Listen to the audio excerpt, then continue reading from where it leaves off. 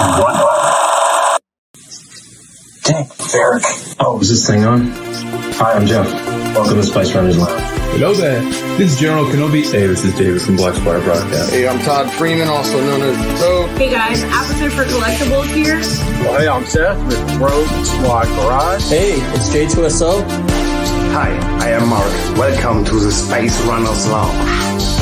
This is Joel Hosey at Hosey Customs. Hi, I'm Jason. Yo, this is Evan the Collector. Yo, it's your man Flex, and you're watching the Spice Runners Lounge. Hey, this is Brian from Brian Makes Dioramas, and you're watching the Spice Runners Lounge. And you are watching the Spice Runners Lounge. And welcome to the Spice Runners Lounge. Welcome to Spice Runners Lounge. And welcome to the Spice Runners Lounge. Welcome to the Spice Runners Lounge. And you're watching Spice Runners Lounge. Welcome to Spice Runners Lounge. And welcome to the Spice Runners Lounge. Welcome to Spice Runners Lounge. Join me and together we can rule the galaxy. Welcome to the Spice Runners Lounge.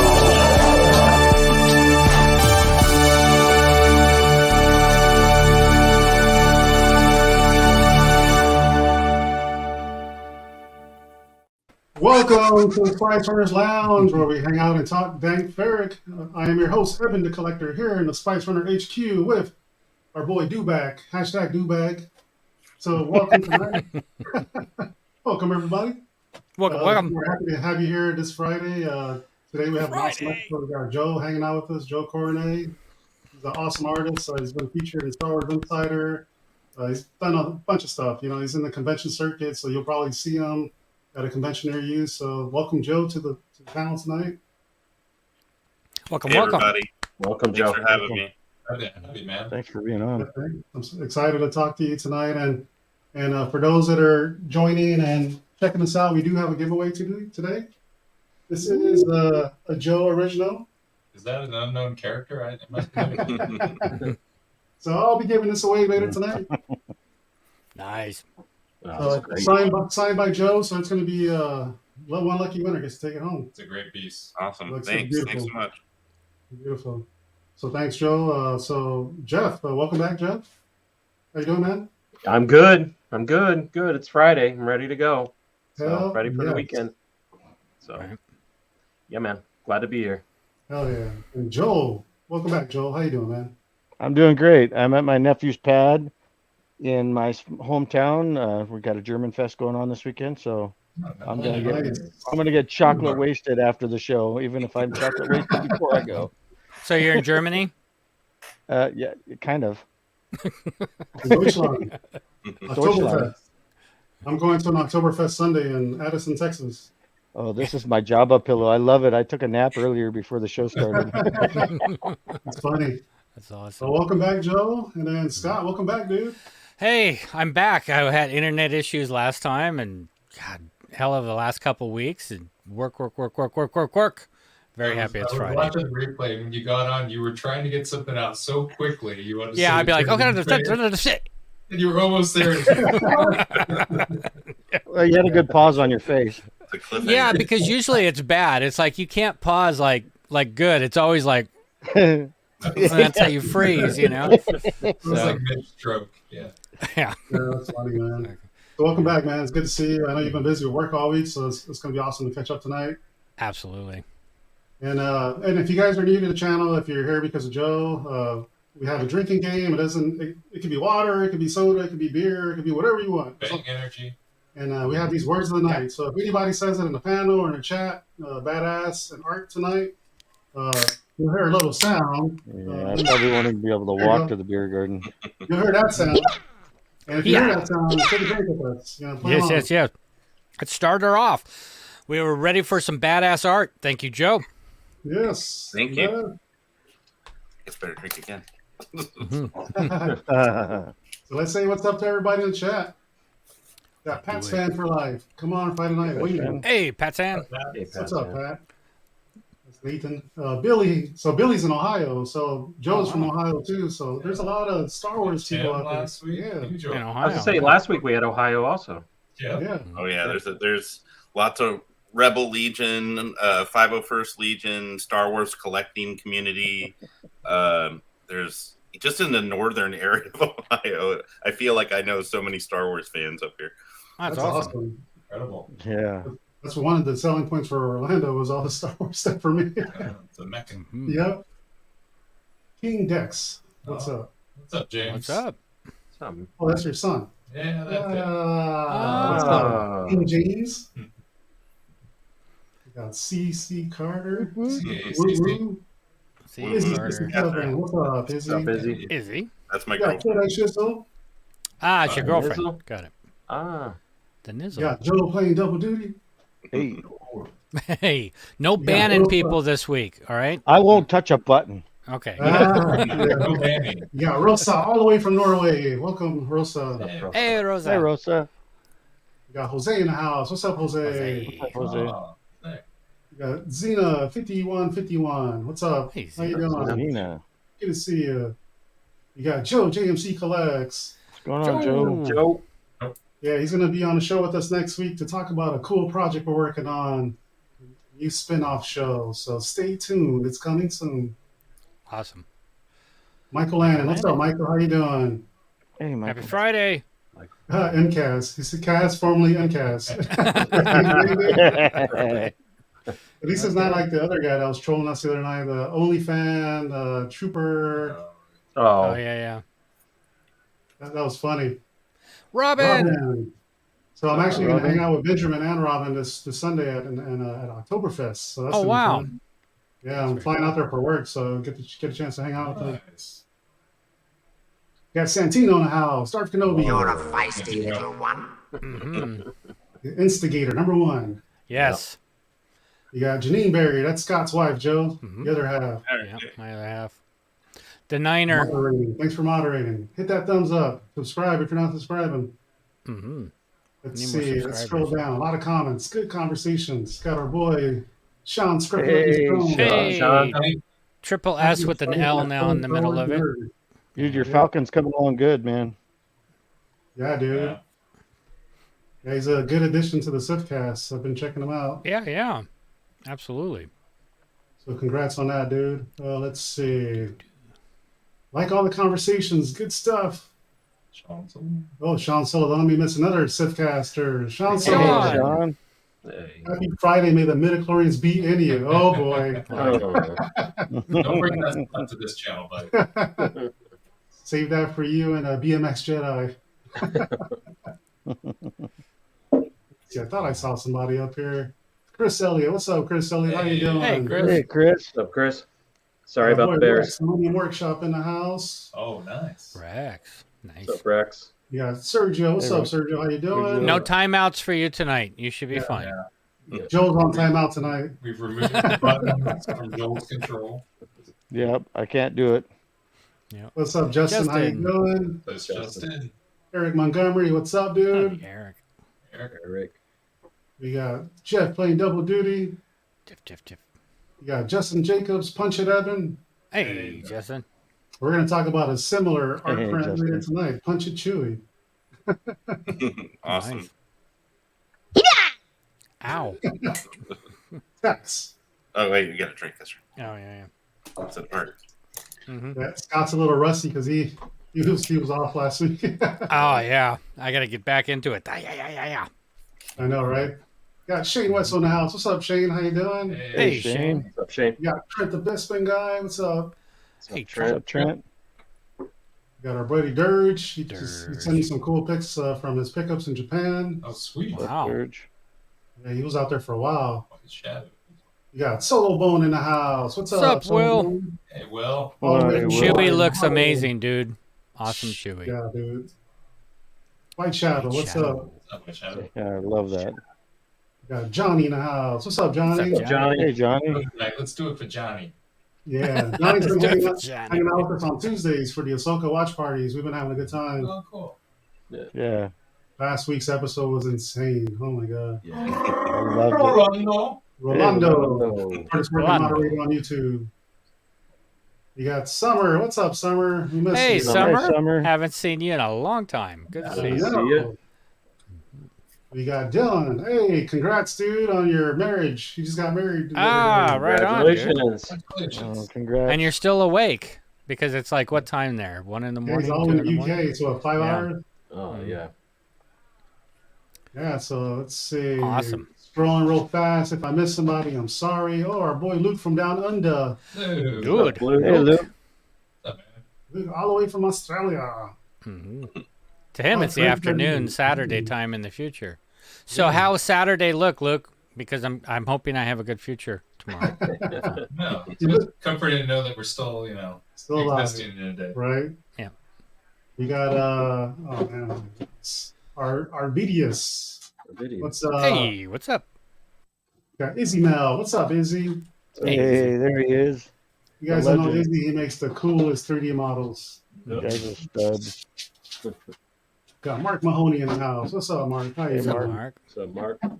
You got some Ohio stuff in here. Oh. Yeah, Hayden baby, Ohio baby. So Wow. Ohio love in the chat. Oh, we need to play the Pretenders song, right? Heading back to Ohio. Hey, Matt. Matt. What's up, Matt? Better said. How's it going? Let's see. We got Benjamin Bowman, the other half of the clan. There he is. Hey, What's up, Benjamin. Benjamin? You need your leader hose in there. Will you be bringing your own? I'll be wearing it on the plane.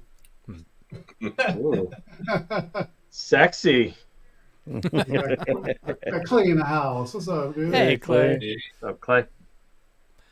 Hi, Joe. The Later. first I'm so tired. That's funny. Got Andy Myers. What's up, Andy? Hey, Hey, Andy. brother. What's up, brother? Andy. Andy used to work at Stan Studios, visual effects artist. Nice. Fantastic, dude. That's awesome. Justin Jacobs. Justin What's up, back. Justin? Justin. Let's see. OBP Scroll a little fast, man. Kenobi. Show going. Jason. Yeah. You got Jason in the house. What's up, dude? Jason? Hey, Jason. Glad you're here. Welcome, Thanks for dude. coming. Welcome, welcome. You got OBP Kenobi. Relics. And I think we're caught up. So Yes, if I need to, looks good. sorry. But so a lot of people in the chat. Again, we got the Awesome. giveaway. This is a Joe Coroney. Close. It's a Joe Coroney, but Coroney. Corroney. Coroney. Close enough. We got a great print from you at San Diego's Comic-Con with Leia, so that was just awesome. Yeah, the Requiem for Alderaan, yeah. Awesome piece. Nice. Yeah. Yeah, so let's get started. Let's talk about some Joe time. So I guess I'll do the first question. Joe, tell us about yourself. How'd you got into the Star Wars heart? Summer says we have to drink. Everyone, we have to drink. Yeah, like 8 times. One big Oh my drink for gosh. And you can ignore it during this part. Yeah. It's We'll all both about the drink, baby you know. sips. Yeah, it's all about the baby sips.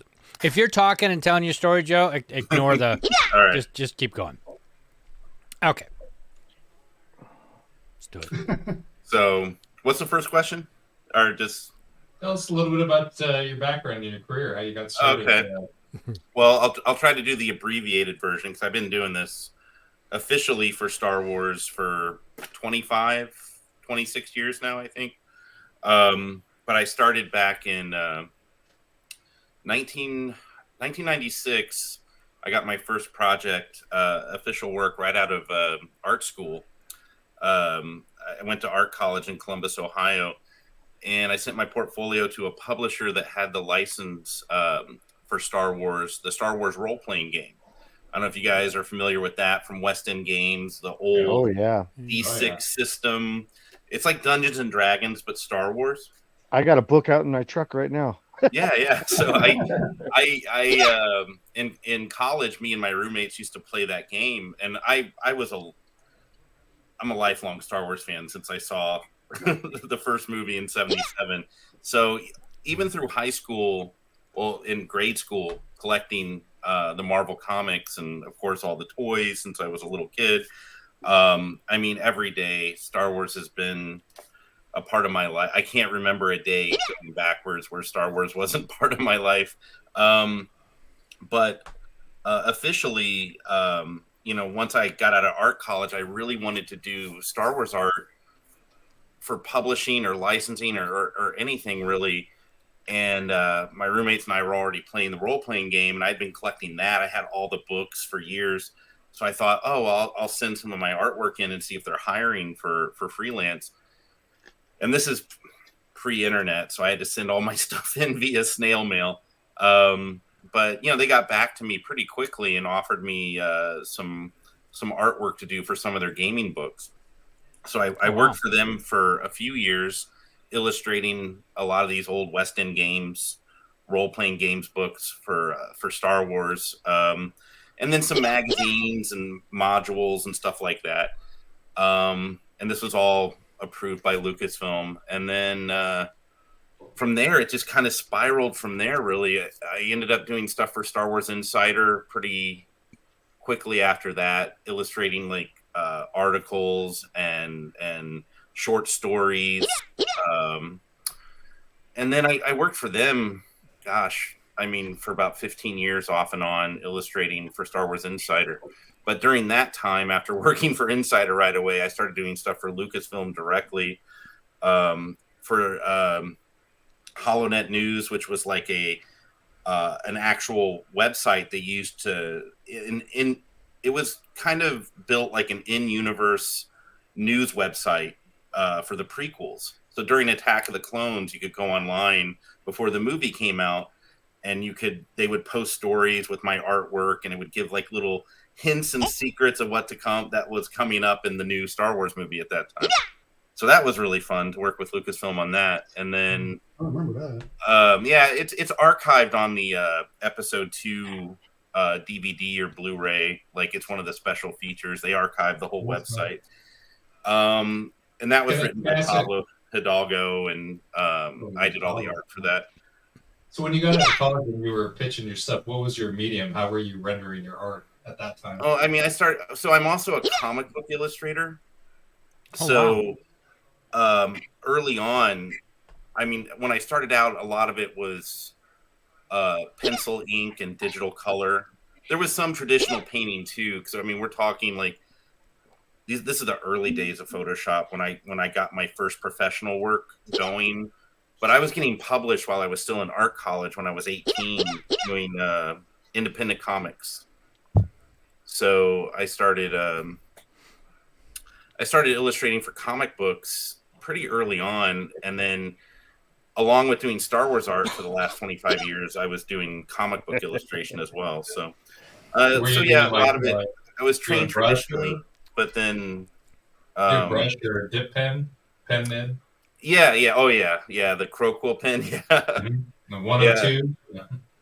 Yeah, so I learned inking and drawing with Crow Quill and India ink. So I mean, I was trained traditionally in art school my whole childhood, and then going into art college.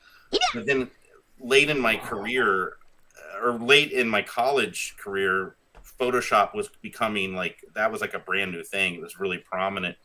So I started learning digital illustration the last couple of years of college, and then just kind of jumped in. It was sort of a slow segue into digital, but for like the first 10, 15 years of my professional career, I was still doing traditional and digital, and I was learning Photoshop as I was going along. And then now I'd say like the last maybe 7 or 8 years, it's mostly all digital work that I do. Yeah, back then, really, there was really no tablets or styluses. It was kind of blocking out colors with the mouse, and yeah, I mean, eventually they did. Like, I remember I had a Wacom pad that would sit on my lap, and where you would look at the screen in front of you, but you would draw on your lap. Yep. And I still have some friends that do that, actually. That's how their brain is trained. But everything I do is on my Cintiq now, which is like, I still do some stuff by hand. I mean, I still do commissions and sketches, obviously, by hand. But now most of my professional studio work I do on my Cintiq, which is like another monitor that you just basically draw and paint directly on the monitor. It's like having an iPad, but bigger. Yeah, it's come a long way. Oh yeah. So you kind of you kept up with it. You saw the technology. You went right into it. We have a friend that's a friend of the show that he resisted for the longest time, and then finally had to go for it. And he's an amazing. He's done some stuff for Disney and what is it?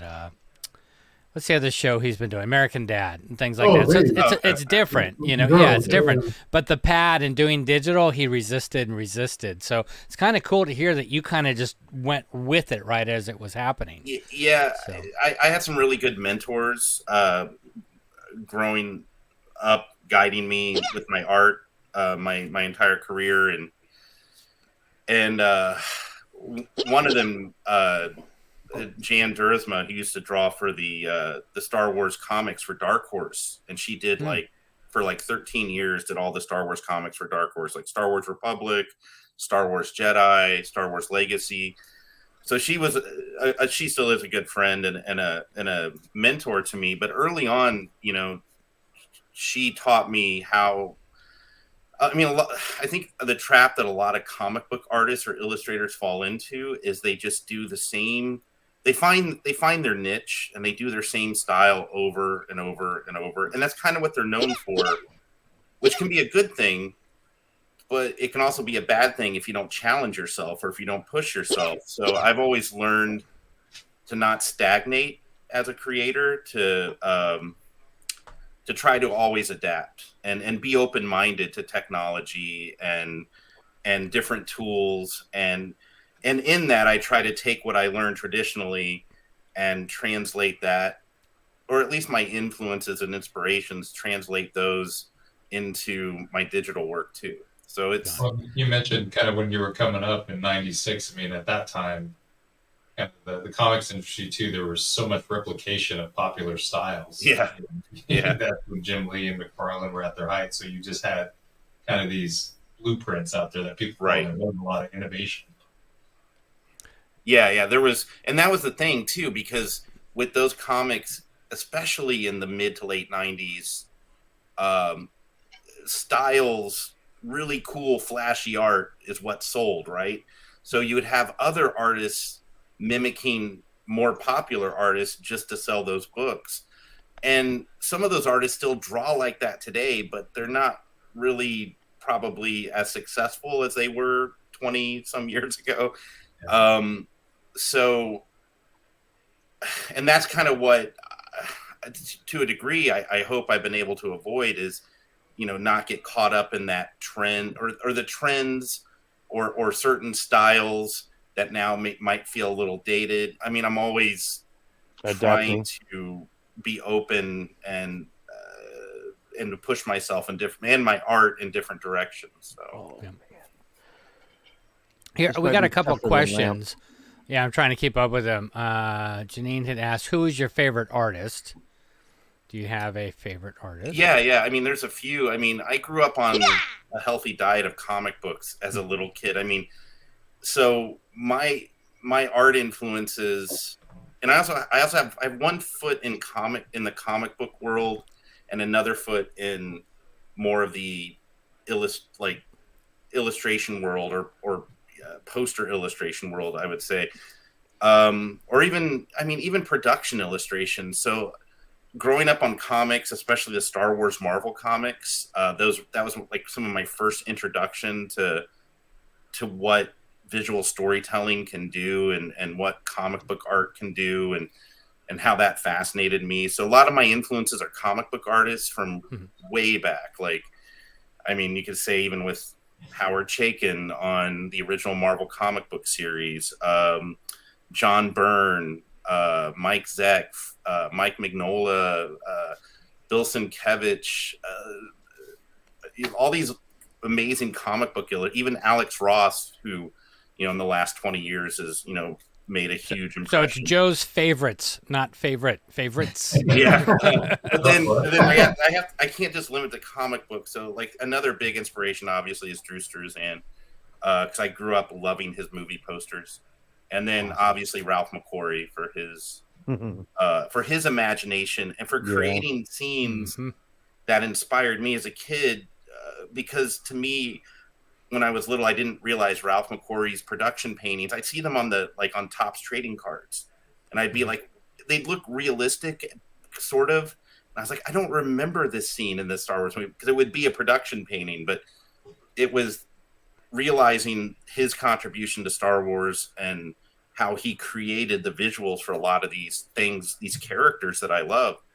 So that Ralph's artwork made a huge impression on me, along with Drew Struzan and along with all these comic book artists. So I would say for sure, that's kind of where the bulk of my inspiration comes from. Very cool. Another question we got from Santino. What's your favorite Star Wars character and why is it Vader? Must be because he's such a badass. There we go. He's got it half right. It is Vader, but it's also Boba Fett. Vader, because he's nice. He always visually, I found him compelling. Ever since I was a little kid, like Darth Vader scared me. Right when we were little, we had never seen anything like Darth Vader. That was like the ultimate villain in cinematic history, at least to guys like us at our age. So Darth Vader was really imposing and scary, but then as I got older, I became fascinated with his backstory and the mythology of Darth Vader and Anakin, obviously because of the prequels too. And Vader just became more complex, and not just visually complex or visually dynamic, but he was a dynamic, fascinating character in and of himself. So the other one is Boba Fett, because obviously his costume is amazing. Yeah, as an illustrator, I have a blast doing all the details on Boba Fett. So, and again, people got to remember, before the prequels, we had 20 years of mystery with Boba Fett before he was demystified by Attack of the Clones and demystified by the Clone Wars, which is great. I love that we do get his backstory, and he gets his own TV series later. But for many, many years, Boba Fett was, and he still is, this mysterious, really cool looking character. So as a visual storyteller, I enjoy Boba Fett as well. Gotcha. Nice. Will has a question. He says, and I'm trying to figure out how to pronounce this. If you're Arnold in school, if you're an old school artist, there you go. If you're an old school artist, I can see it. Yeah, it is difficult or easy to pick up the tablet and draw digitally. So yeah, is it easy to go from paper or something else into a tablet to move everything over? I mean, that's an interesting question, because it is a different feel, and you do have to sort of break it down mentally a little differently when you're drawing on a Cintiq or a tablet versus drawing on paper. You're still attacking the same problems and everything with anatomy or perspective, but it's a little bit more technical when you're drawing. And I'm not saying like you're like point click. I mean, you're still sketching and rendering, but you just have to realize you're not able to like when you're drawing. Like sometimes I get caught up when I'm doing a sketch on paper, or I'm drawing a sketch card or a sketch cover. It's like, I can't hit Command Z and undo that. Yeah. So I was gonna say, you draw it and you're like, undo. No, that doesn't work. Yeah. So or I need to zoom in. Right. It's I'll do that. I'll try to pinch and zoom. Like, what am I doing? Like, this is paper. Crumple the paper. That's funny. Yeah. So that it does require you to think differently, but other than that, it's not that. I mean, it's like anything with practice. There is some hurdles you have to get over at first, but then you do it enough every day for a week or two, and then next thing you know, you're just like, it's automatic. So do you find yourself, once you became comfortable with it, just like going for it a little bit more than you would on a piece of paper or whatever? In other words, knowing you could Command Z, you could undo or change. You just kind of go, you push it a little bit harder and just more relaxed, I want to say. I mean, yeah, I think so. I mean, there is that comfort of, I mean, there's things I do digitally that are so complex I could never recreate by hand, right? I mean, right. Especially if I'm doing a very like layered piece that's very decorative with all these like design elements. And I mean, I could do it by hand. It would take me much longer. It may not look as sharp.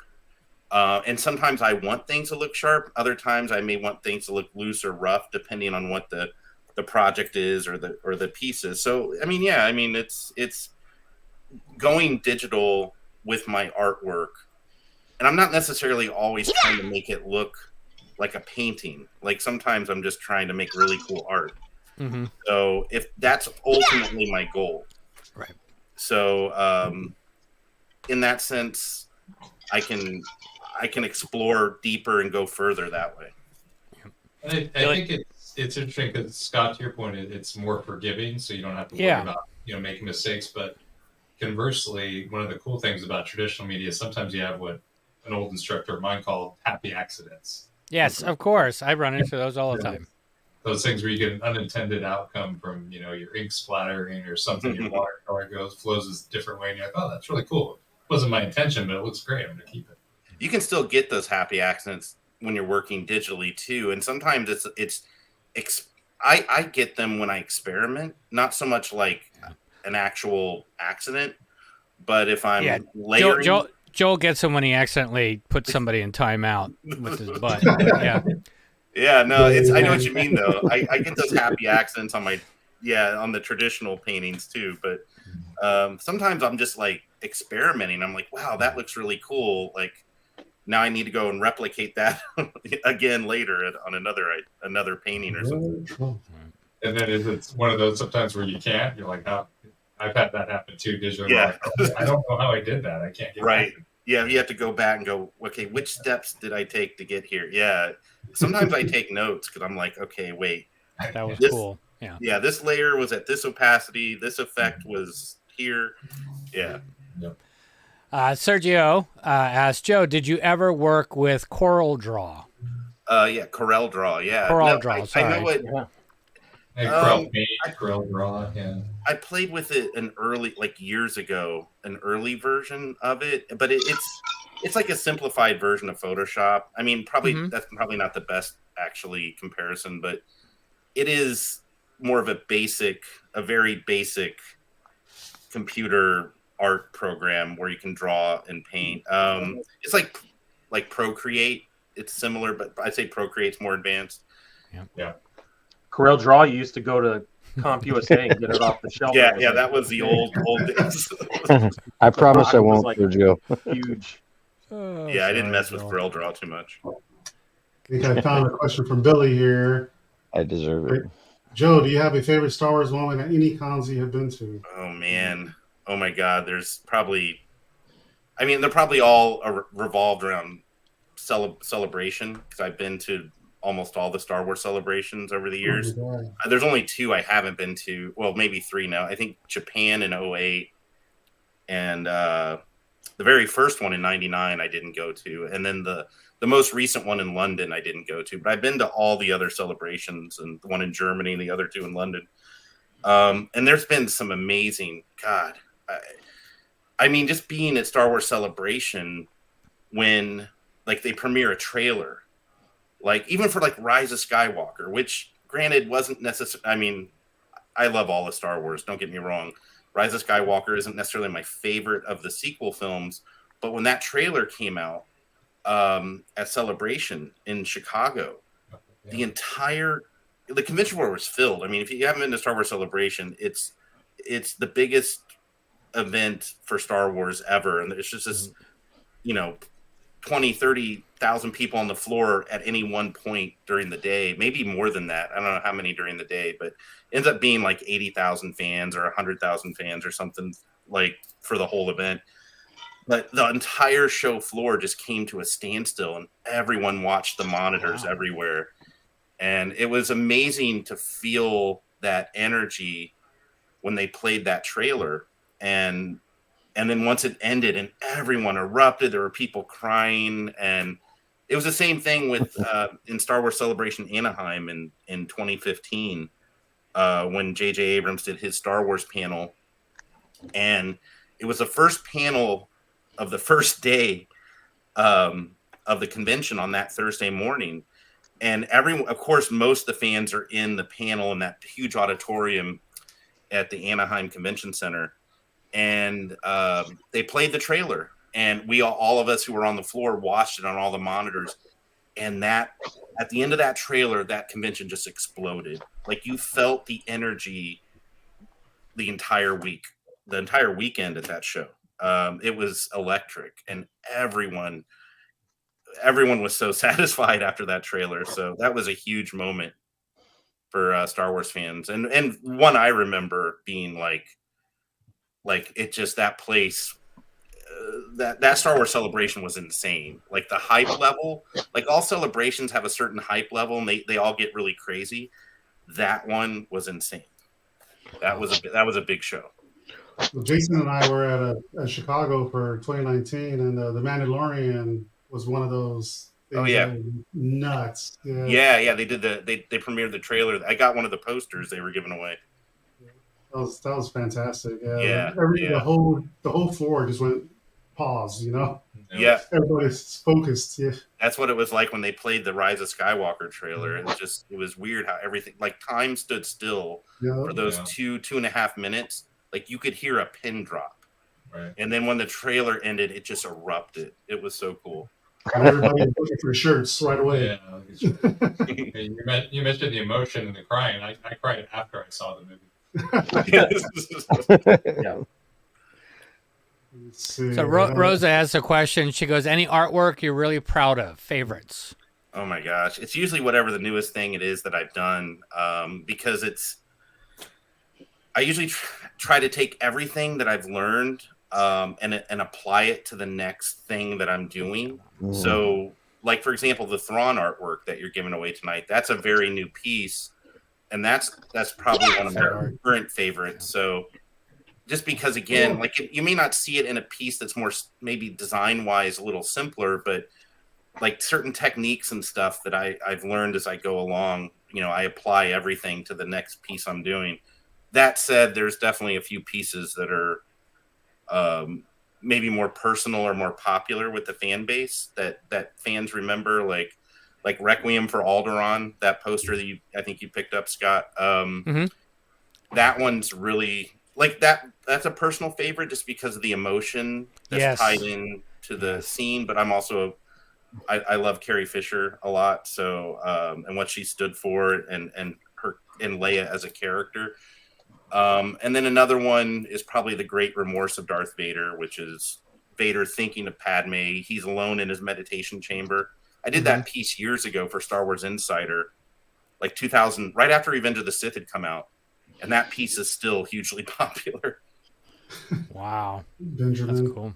Yeah, Benjamin, when we met Joe in Dallas, we said we have an artist proof from Eben.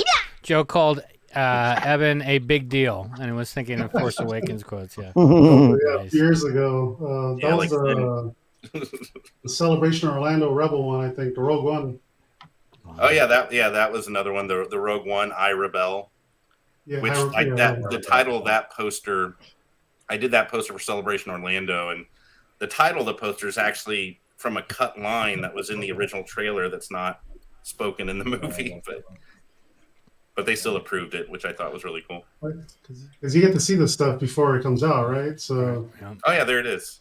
Yeah. Nice. Oh wow, that's awesome. So Joe, can you walk us through kind of your process to get to a piece finalized like this? What's your creative process like? I mean, I do everything first with a rough sketch, but in some cases, if I'm working to do more of most of my work is based in realism or based off a photo reference that either I use, or Lucasfilm will provide, or variety of sources.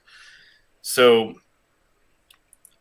I'll look at what the photo reference that kind of inspires me, or I'll come up with the idea first. Sometimes it's the reference that actually inspires me, but in that case of I Rebel for Rogue One, I knew I wanted to do my take on that scene because actually I did that artwork before the movie had even come out, and it was based on all the trailer footage.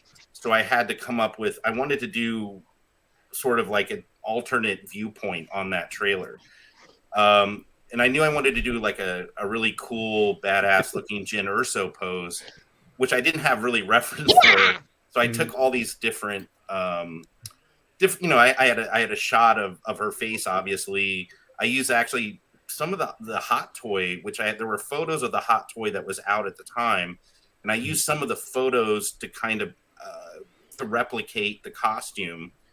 And then, a different angle on the blaster. I had someone hold a blaster in that angle. So I took I Frankenstein. It's an illustration term, but I Frankensteined all these different pieces of reference I had, including the Stormtroopers, which were a friend of mine in the 501st Legion that had a Stormtrooper costume.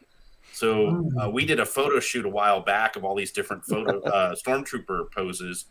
So those came in handy. So I was like, oh, I'll use these dead Stormtrooper poses I had in my reference library.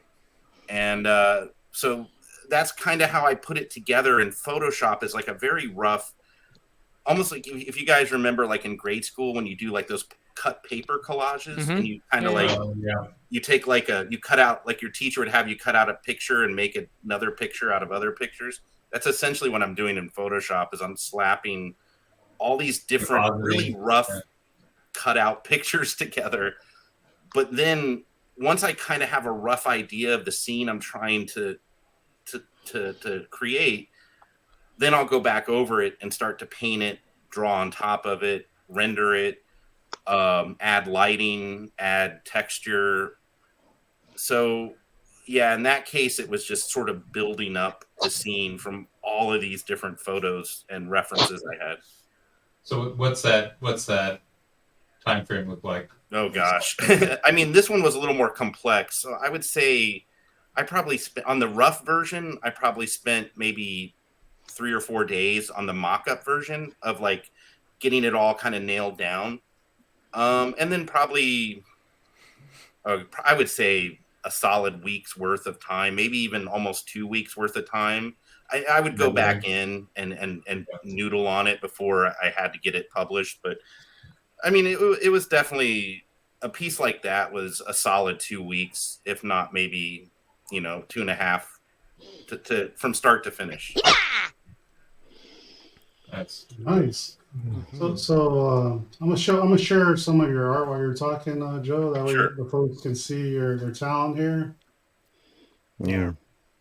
Yeah, that's an Ahsoka piece I did last year based off my model friend. She's a cosplayer, but she's a professional model, and she does a really great Ahsoka. So this was around the time. This was right. Well, technically, I did this art before they revealed Rosario on The Mandalorian. Even though we all knew she was going to be in the show, I wasn't allowed to show Rosario yet. So I had to rely on a model for that artwork. Looks so good, though. Yeah. Thank you. Oh, that's another one with this. Yeah, with the model is Ray Kennex. If you don't follow her, you should follow. It's Ray with REI, and then Kennex is KENNEX. She's a fabulous cosplayer. She does an amazing Ayla Secura as well. But I worked with her on the photo reference for these specific shots. So we worked together, and this was a piece that Lucasfilm released. Again, this was right before Rosario was revealed on The Mandalorian as Ahsoka. So they let me use this cosplayer in place of her because this artwork came out right before then. Right. Nice. Yeah, Santino up here was asking real quick, is it possible to make a Spice Runners Lounge exclusive art print?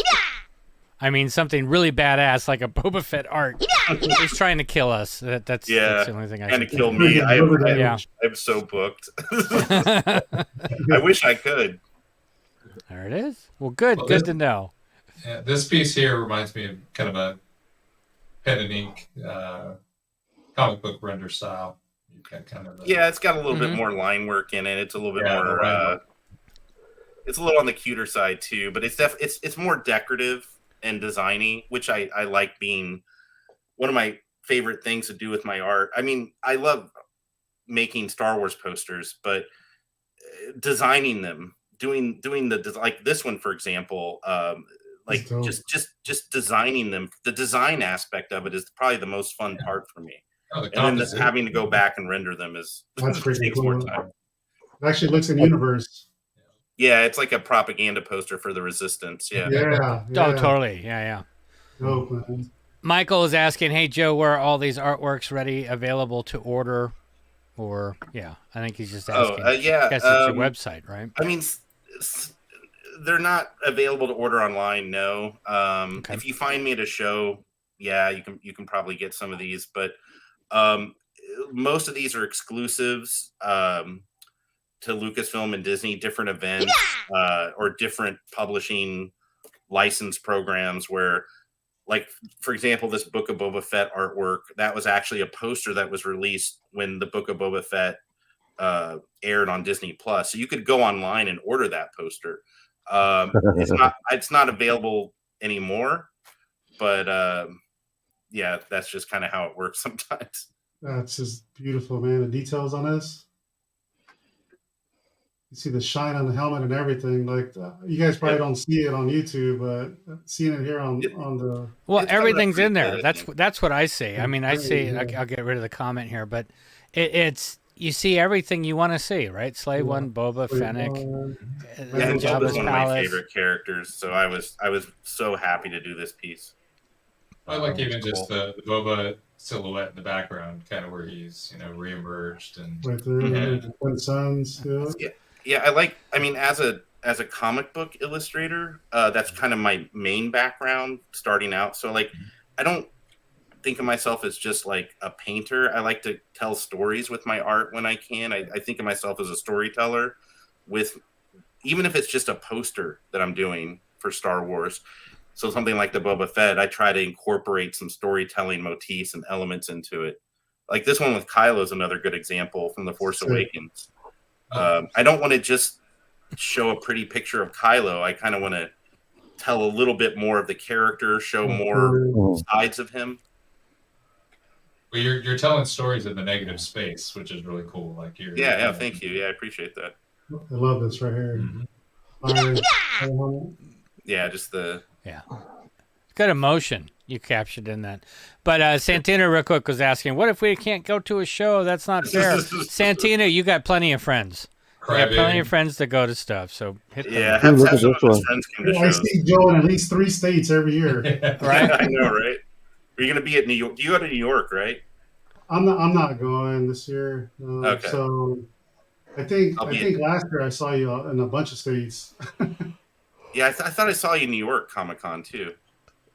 San Diego. Oh, it was San Diego. Okay. Anaheim. I think Orlando. Yeah, Orlando for sure. Yep, I remember that. Yeah.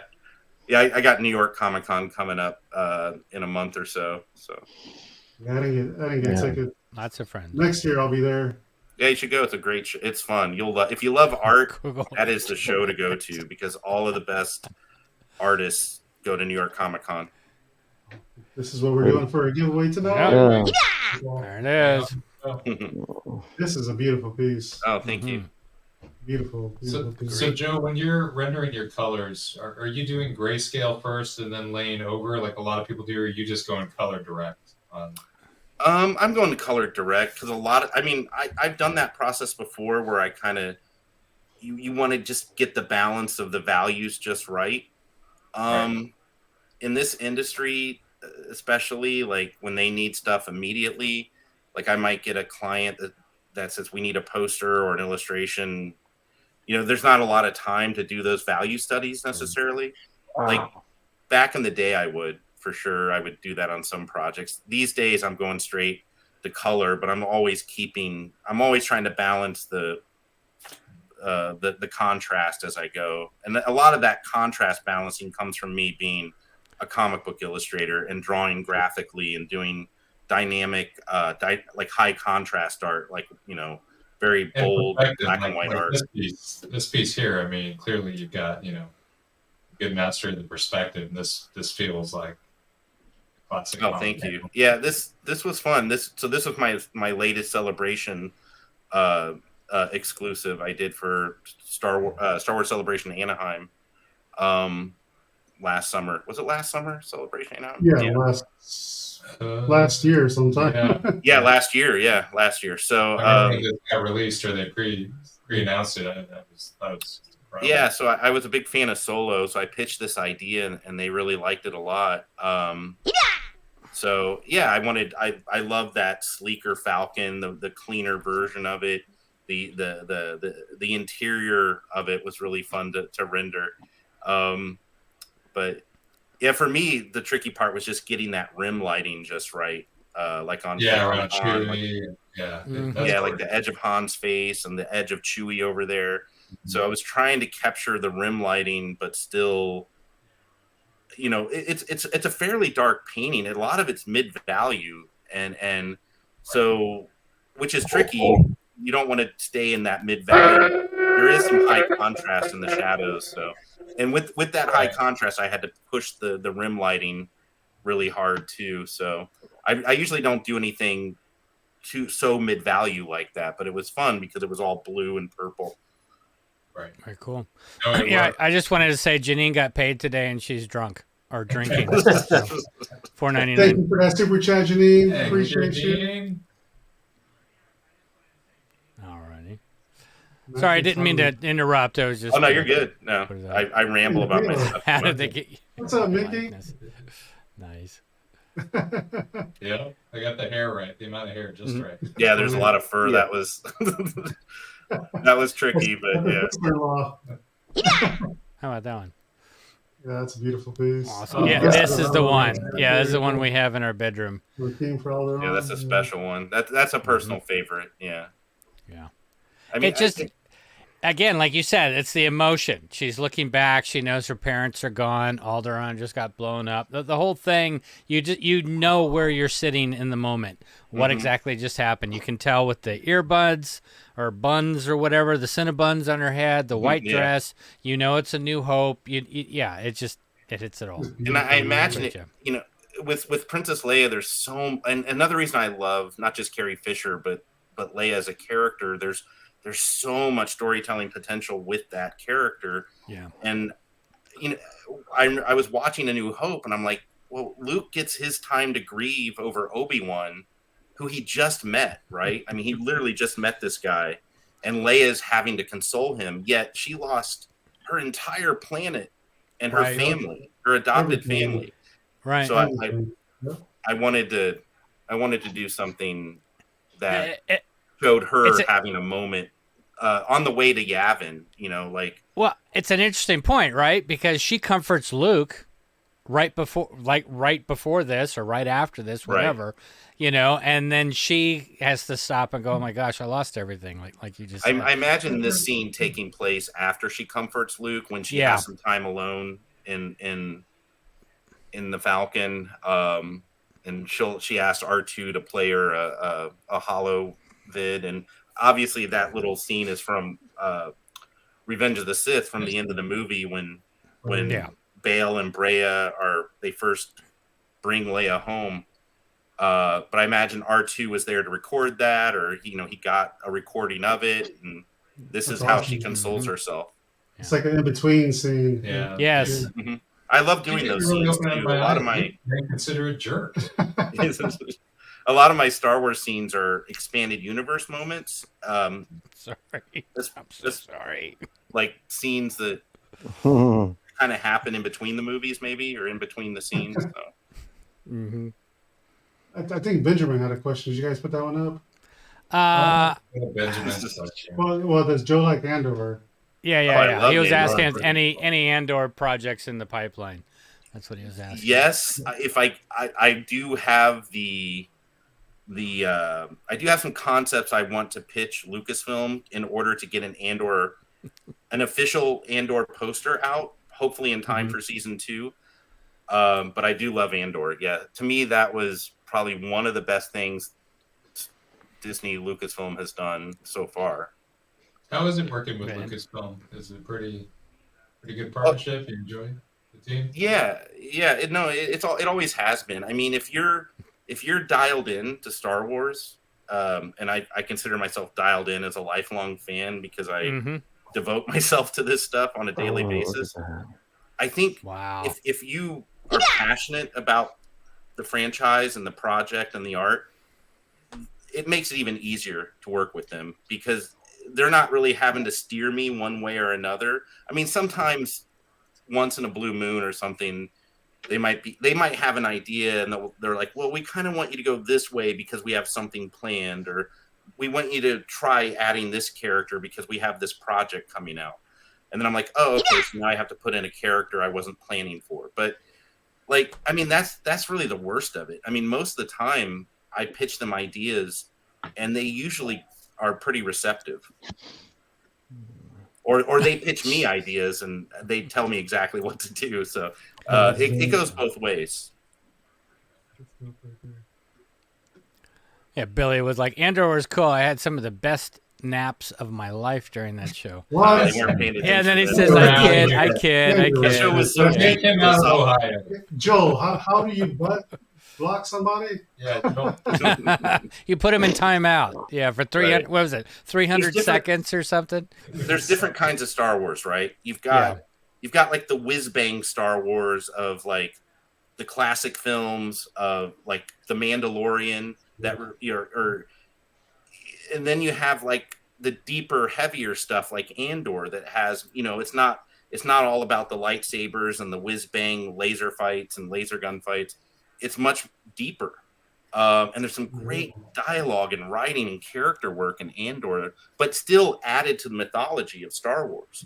And to me, as long as they're doing that, I'm happy. Yeah. Yeah. I if it's good enough, I'm happy, So I'm with you. I'm just happy that we had nothing for how many years? Right. Yep, I'm just happy that rubber blasters. Yeah, and you got to remember, the whole what was it? The special. What was the special? Not special edition. What was the one in between that we got that Lucas did that was horrible? Holiday special. Holiday special. Thank you. Yeah. That was an accident. Nothing's been that bad yet. I mean, you can nitpick even the classic trilogy. There's some really goofy stuff in those movies, but shush your mouth. No, I'm just saying. I love those films. I revere them. But anyone, it's easier to nitpick on Star Wars these days because there's an internet and there's a lot more dialogue about the films. Oh, and you can see things. You can see like, okay, that didn't quite make sense or whatever. But you know what? I didn't care at the time. Right. I see it as an adult, and I'm like, yeah, whatever. You let it go. Nothing's going to be perfect. Exactly. And even the new stuff that's coming out, I try not to be too. I allow myself for disappointment. I don't have any expectations. I go into it. I just try to enjoy it instead of going, did you notice that behind her the door was open, and then when we cut back to her, it was closed? I'm not gonna. I don't care. I don't care. Won't let it go. Yeah. So Sean was asking Joe, what would you say is the average time it takes to produce a print? Oh my goodness! I mean, some of the ones you're showing here, these are complex pieces. So, I mean, I would say the quickest, if I'm doing something like maybe like. Oh gosh, trying to think of one that goes quick. I mean, I've knocked out stuff in maybe 3 or 4 days. I've knocked out stuff faster, but not as complex as that Darth Vader piece you're showing. But I mean, on average, to do like a Star Wars poster, like the kind of work I'm doing now, it could take a solid week, if not a week and a half to really dial in something. Yeah. We got an FU. What's cracking, Spicers? What's up, Tyler? How you doing? Is it Tyler? Facebook user. Tyler. He's an FU. Facebook user. So, Joe, have you invested like significant amount of time in a piece, and you've gone really far? You think it's going great, and you step back, and you're like, "This is not at all what I want or what I expected," and have to kind of start over. No. Not usually, honestly. I mean, because I do so much designing up front and so much planning up front. So by the time I get into the rendering phase of it, I have a really good idea of what it is I'm trying to accomplish. I mean, I've gotten to that design point where I struggled on the design of the art. And that's the first thing I always work on first is I start in my sketchbook with a rough sketch and kind of block out the shapes. And then from there, I'm working in Photoshop and kind of piecing it together almost like a puzzle. And sometimes those puzzle pieces don't necessarily fit in the design process, like a certain photo, maybe a certain face, maybe a certain pose or an arm or anything. If it doesn't work, I'll keep trying to make it fit, and then if it doesn't, then I sometimes have to redesign and start over at that point. But that's long before I do any rendering. So once I get into the actual painting, I know exactly where it's going, and I would say almost every time, it usually the end product matches what I saw in my mind's eye usually. Very cool. This is the piece that introduced me to Joe. I wonder why. Yeah. Yeah. No, this was fun. Yeah. Celebration Europe exclusive. Yeah. Yeah. This was another expanded. Look at how toned Leia's stomach is. I mean, yeah, that might be a little exaggerated there, but I did have a model for that artwork too. So. But yeah, actually for Boba Fett and Slave Leia, I had them. I did a photo shoot with both characters, and again, this was another expanded universe moment. You know, maybe a scene that happened we didn't get to see in the films, but something that happened in between the scenes or off camera. Yeah. And this is obviously Jabba and his entourage. You can see Jabba's tail on the ramp there, but them going up into the sail barge. And then Boba's dragging Leia, who's defiant. I wanted to show that she's still not to be messed with. Even though, I wanted to kind of show that Boba versus Leia. And I guess I don't really do the cheesecake stuff very often. And this was pre-Disney, obviously, because it's Slave Leia. So this was Lucasfilm back in 2013. So I was very happy to do kind of like, I want to do something pin-up-y, but at the same time tell a story, but also not. You got it. I mean, Boba Fett's confident. He's got her. She's trying to go. I mean, you can see the story right there. You do a great job with that, man. Oh, thank you. Really great job. What was Kenobi's question? I didn't see Kenobi's question. I didn't see. Oh, yeah, Santino. Sorry. Which art print have you done in the past that when you finished it, you realized it was the most badass art print you've ever done? Badass. Tell me, Santino. Art. Yeah. That's a good question. I mean, this might have been one of them. It's weird because I don't know. Like, I have confidence in what I do, but at the same time, I don't necessarily realize how it's really going to affect other people that see it. Like I'm like, I use myself because I'm a lifelong fan as my own barometer. Of course. So I'm like, if I'm happy, I assume other fans will be happy, but I never know how many or how happy they'll be. So the Slave Leia, the Slave Princess poster was probably one and I worked with my artist friend Brian Miller. We teamed up on the rendering for that, and once we finished that on that piece, I was I knew like, okay, this is special. But probably the Thrawn piece, my most recent one, that one, I kind of had a really good feeling about, only just because Thrawn is so popular, and I knew fans would probably respond to that one well. This is cool. Well, we've had a few people on that have their own thing and they do their stuff, and it's like there's a good handful of them that are like, I will only do what I love. If somebody says, hey, can you make this or make that, I won't do it because it's not what I'm into and I don't want to do it. I will only do what I love. And for them, that makes it really happy. Do you feel that everything that you're doing, Joe, is stuff that you really, really love and enjoy? Yes. Then it comes through. I would say throughout my career, it hasn't always been that, but I would say like 90% of the time it has been. Like, even when I did stuff I wasn't a huge fan of, like say like Doctor Who, for example. I'm not like a big Doctor Who guy, but I got to work on the comics a little bit. So, but I enjoyed it because it opened my geek brain to whatever Doctor Who was, and I got to explore that. And I still don't fully understand everything, but as a sci-fi fan, I was like, yeah, Doctor Who's, that's fun. Let's try it. Yeah. So even when it's not in my wheelhouse, I still enjoy it.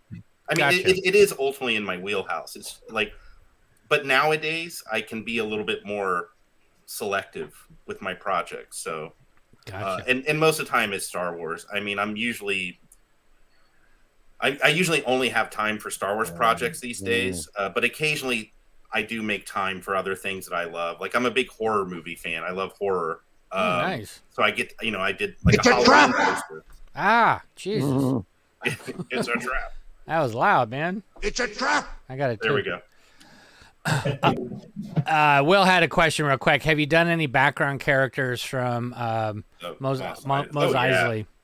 I mean, I've done so much Star Wars art over the last 25 years or so. Like, I mean, we're talking hundreds of illustrations just for West End Games alone for the role-playing game book. So back in those days, I was drawing all kinds of just the most obscure Mos Eisley aliens you could think of. Like I've probably drawn it at some point. That's cool.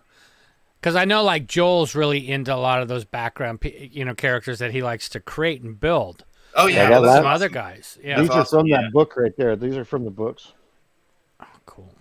Yeah, so when I collect, like one of my focus as a collector are always the obscure alien characters. Like even if it's just like Yak Face or some Aqualish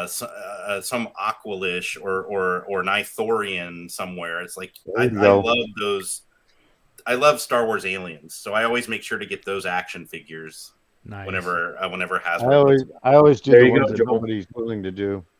Yes.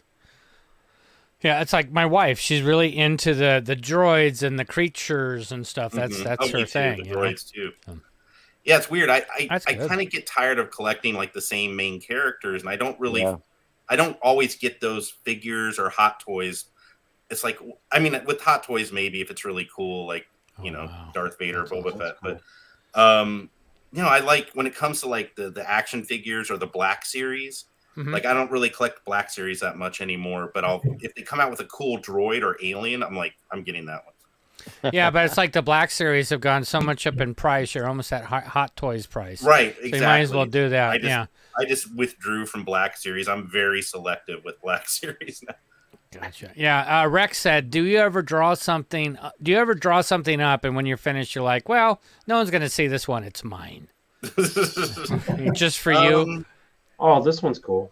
Yeah, I don't know. I mean, everything I do is studio work and project based. So, I mean, almost everything I do is designed to be published. So sometimes, I mean, there are tons of sketches for sure and rough sketches that no one's ever seen, or I have them in my portfolio and I take them to shows with me, and they're not published. They're just rough designs. But I mean, yeah, I mean, almost everything I do is meant to ultimately be seen. So, all 1 million of my Black Series. Yeah, right. I have too many too. Ooh, this one. Yeah, there's a dark one. It gets there's some. I go a couple dark places with a few of my pieces. So it's all good. Yeah, last one real quick. That one's based off the Pieta, the Michelangelo. There's another one too. So when you got the art direction on this one, did they say specifically only draw Qui-Gon with one stomach? Yeah, that was actually my idea. I pitched it to Lucasfilm and Pops for this one and the next one with Darth Vader, the Sorrowful Pity of Darth Vader, which that one's based off the Michelangelo statue of Mary holding Jesus. Not because I'm religious, but because of all the religious allegory in the Star Wars films. You know, Anakin's the chosen one, the Virgin Mother. So that was a concept I just had to get out of my head. And I was like, oh, I'll do it like the Michelangelo statue, except, and Lucasfilm liked it. And I as a horror movie fan, I had fun making Anakin look as burnt as possible. As burnt as possible. Yeah. Justin was asking, do you do any starships or just mainly characters? I mean, I've done some starships, yeah. But I mean, like in my my newest one, Bo-Katan. I have a new Bo-Katan poster that just came out a few months ago, and there's ships in that one. And I rendered the ships there in that one. So Yeah, I mean, sometimes with Star Wars, I have to paint ships sometimes, so it's not just always characters. Yeah, you had Slave One, and and the Boba Fett piece, yeah. Really nice Mara stuff. Jade. Worm jerky. I like that. Warm jerky. Warm jerky. Oh, nice. Yeah, Amy Allen was cool. Amy He Allen, does. she's He awesome. does. He smells like burnt bacon wrapped in. Yeah. Oh, nice. That's an Ahsoka the White sketch I did before we obviously see her in the TV series. In the white sketch. So what's yeah, her exactly. official name in this costume? That was actually Whitey. a friend of mine who cosplayed that character. She did an Ahsoka the White based on the Clone Wars version. Okay. And Like what, Gandalf the Gray, Gandalf the White, that kind of a thinking Because behind everybody it. calls her Ahsoka the White, but I've never seen it in any kind of. it's not literature. official. Yeah, I mean, I don't know. Like that's sort of the fan term, I guess, right now. Yeah. But yeah, she's just been referred as Ahsoka. This is just, I don't. Yeah, but think- she's like white and orange, so you'd think they call her a creamsicle or something. That would be perfect. That's funny, dude. Creamsicle. Sorry. Oh shit! No, that's a sketch cover that Emily, the actress that plays the armor, she signed that for a collector. Oh, That's cool. cool. That's really cool. cool. Yeah. She actually signed the blank cover first, and then the collector gave me the comic and said, "Can you draw me the armor around That's Emily right. Swallow's signature?" And I'm like, "Yeah, sure." Incredible. That's good. Yeah. That's a good idea versus trying to squeeze. Oh yeah, Yeah. it made it much easier. I tried not to trample on the signature. But yeah, there's all kinds of sketches. You're in my sketchbook gallery right now. There's all kinds That is so cool, though. things that You different jump over to your collectors. comic book art real quick. Yeah, the Niner nailed it. That's badass, right? Art right there. You're on it. Oh, this is Yeah, worse than Lamp. Some of my older stuff I did for Dark Horse in my comic book gallery. Who's that Dark Horse doing that? I drew for Star Wars Empire. Yeah, it was Star Wars Empire, which was you had Star Wars Republic, and then you had Star Wars Empire. There were a few other series that Dark Horse did. Those are great series. Oh yeah. Did you ever work with Dave Dorman? Not officially, but Dave and I are friends. And this, I mean, I grew up revering his artwork. You know, especially in high school and college when he was doing Aliens and Predator for Dark Horse. All those covers and obviously the Dark Empire covers for Star Wars. But over the years, I got to meet him at different events, and he's just sort of like that uncle type figure to me now. So I see him all the time. Yeah. He's awesome. He's amazing. He's probably like the Neil Adams of Star Wars. Yeah. You know? Yeah, Dave's an amazing illustrator. I've always looked up to his work. Yeah, this No, stuff is some cool. ships. There you go, some ships. Thanos snap. Bald Soka. That's funny. I haven't drawn that version yet. We just saw her in the new episode. Yeah, I kept looking at her going, "What's wrong with her? What's wrong with her?" And all of a sudden it dawned on me, "Oh yeah, there's no headpiece." Yeah. Yeah. Question: have you ever done a Star Wars piece and drawn yourself as a character, or I'll add to that somebody else, girlfriend, family member? I don't have the ego to draw myself as a Star Wars character. However, I have drawn plenty of my friends as Star Wars characters. I've used a lot of them. Obviously, we talked earlier, like some of my model reference was actual friends, like for Slave Leia, Boba Fett, for Ahsoka. But I've made my friends into Star Wars characters, and they've actually gone on into the expanded universes as original Star Wars characters. So. Oh wow, that is cool. That's cool. Yeah, I mean it's weird. I mean now they're considered legends, and I don't know exactly if they're going to show up in the new continuity, but you never know. I have to say I'm a little disappointed now that I saw Star Trek in your portfolio. Mm-hmm. Now I see the real reason Eben invited you on the show. You Star Trek fan? Closeted Star Trek fan. Yeah. Awesome. So me and my buddy Frankie from Hyperdrive, we always tease each other. This week he put that I'm a Star Trek fan or something in the Facebook group. So everybody was like just posting like their. Oh my Star god, that's Trek funny. comments. Hey, I mean, I obviously I love Star Wars, but when I was a kid, we had to wait 3 years in between Star Wars for a new movie, and we only had 3 movies. So as Star Wars turned me on to Star Trek, I'd watch the reruns on TV. I would say I'm more of a casual Star Trek fan. I mean, there's certain parts of Star Trek I love, and other parts I still haven't seen to this day. But yeah, but we grew up on it. It was before Star Wars, right? You know what I mean? It was on TV. Exactly. You kind of grew up with it. So yeah, I mean, when you couldn't watch a Star Wars movie, you'd watch Star Trek on Sunday. I had a bad feeling about this. Mm-hmm. But yeah, I got to do a lot. For about 10 years, along with working on Star Wars. When I wasn't doing Star Wars, I'd be, maybe drawing Star Wars comics for IDW or doing Star Trek posters for CBS. So years ago, the Star Trek people saw my Star Wars art and were like, "Hey, we have some projects. Are you interested?" And me as a casual Star Trek fan, but also a working illustrator, I'm like, "Yeah, I need to pay my bills. I will draw Star Trek for you."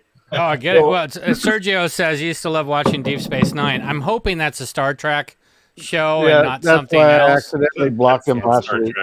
Yeah, I was gonna say, Joel, Star Trek was there before Star Wars. Could you give Sergio a timeout?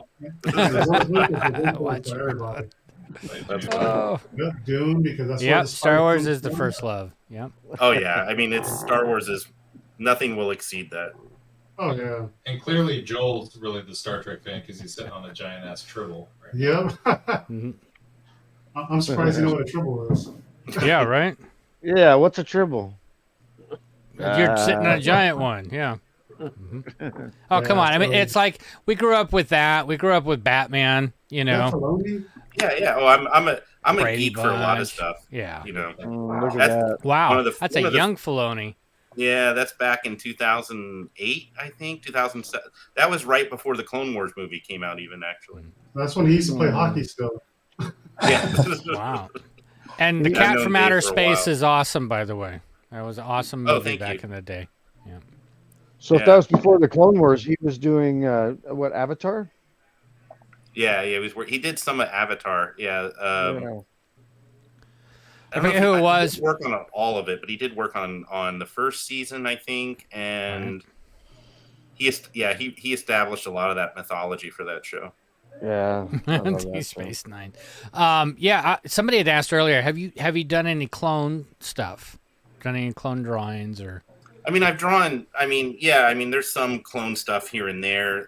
Back in the day when I was doing stuff for Star Wars Insider, I've done so many illustrations over the years where I've drawn clones, and I don't necessarily always have a print of it. I would say, like, I don't have like I have one clone print that's really popular. It says Unite, and that one is that one's very popular. Was that the one that's in the propaganda book?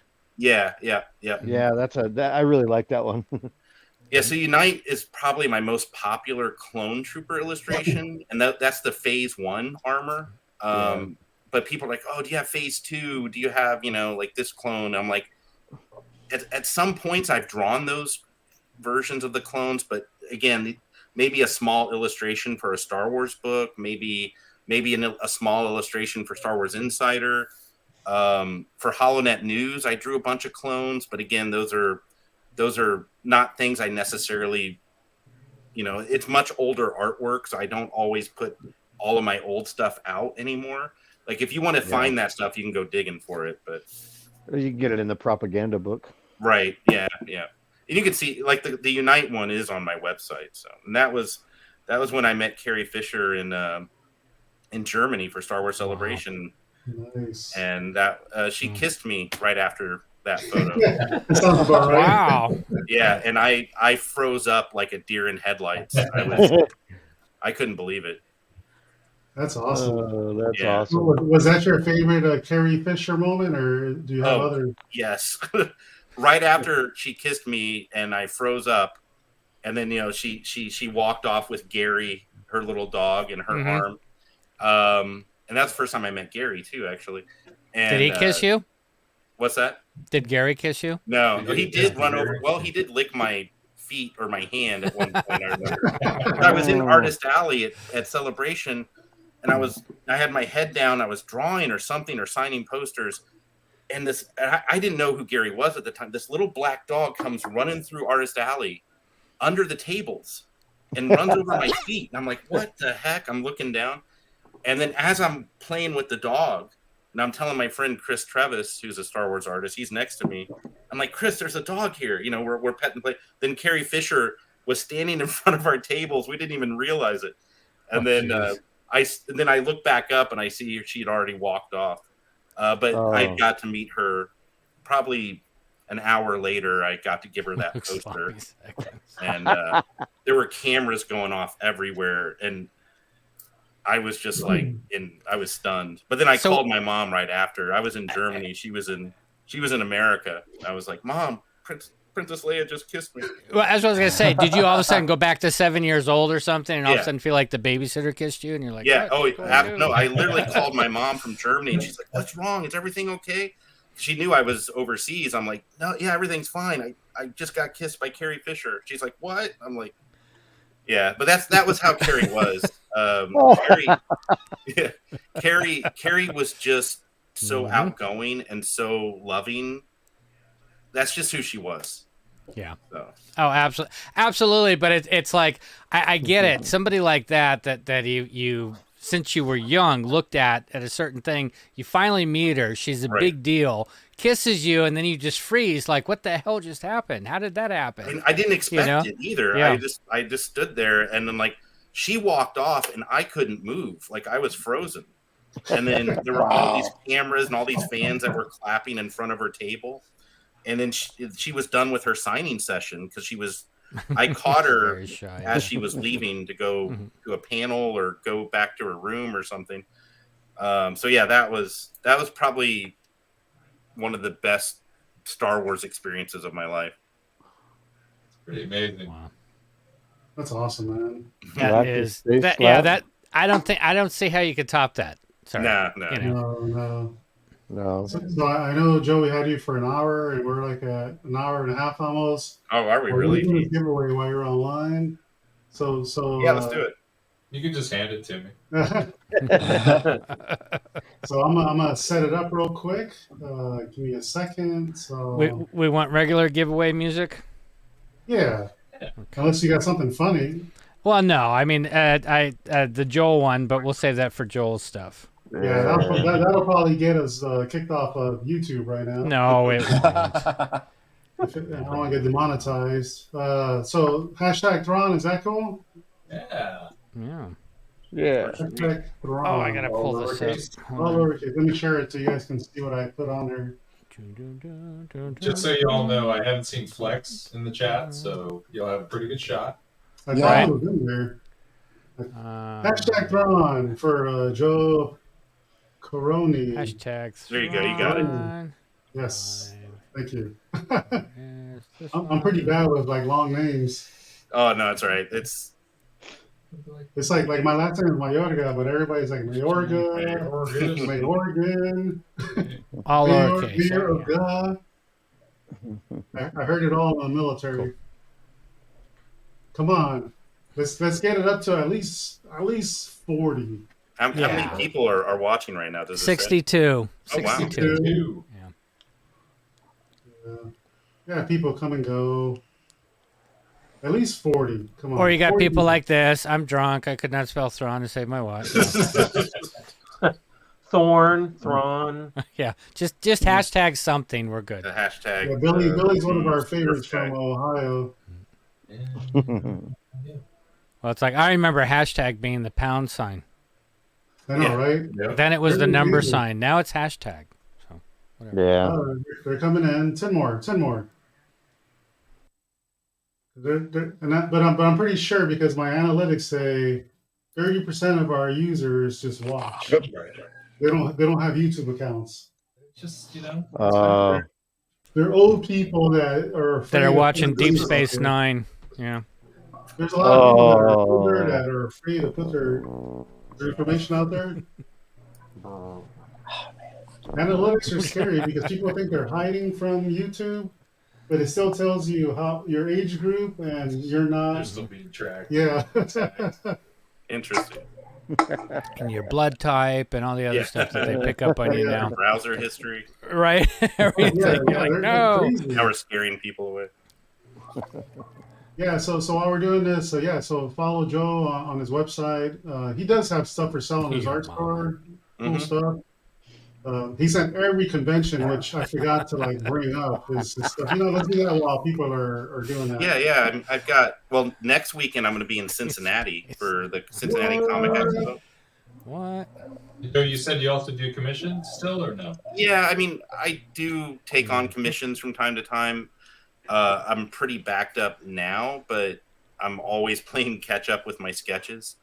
So yeah, occasionally certain collectors, when they reach out, I try to fit things in when I can, but in between my project work. But like I said, I get pretty booked pretty quick, and I'm usually running behind on my sketches. So if you do commission me, it's like, just be patient while I catch up with all my other ones.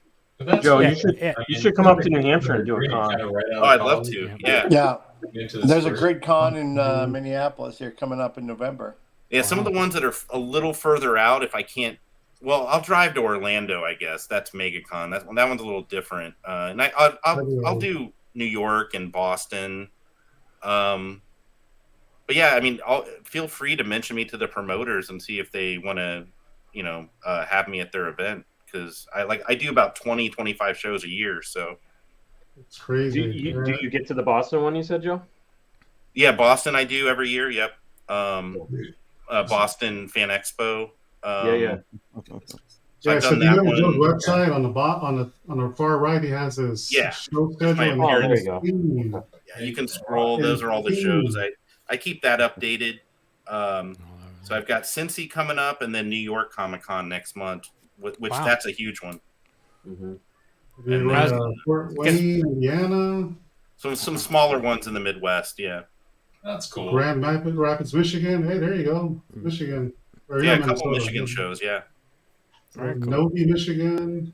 You get it in And Minnesota. then wrap it up in Ohio. GalaxyCon, that's a good one. Yeah, that GalaxyCon. I haven't done one of those yet. This will be my first GalaxyCon, but I've heard it's really good. So I thought I'd check it out this year. Well, it's like this one. Good luck. I never win. It could be raining bikini Leahs, and all I get hit is with the wampa. You got to remember, you can shave the wampa. I'm just saying. Yeah. I know that real joke. All right, so I'm gonna hit it. So if you're overseas, I'll cover up to $50 in shipping. That's it. Oh, that's generous. Anything else, we're gonna have to split it. So I think shipping overseas is Scott, usually around 30 bucks or something. When we're ready, all right, you ready? Give me 2 seconds and go.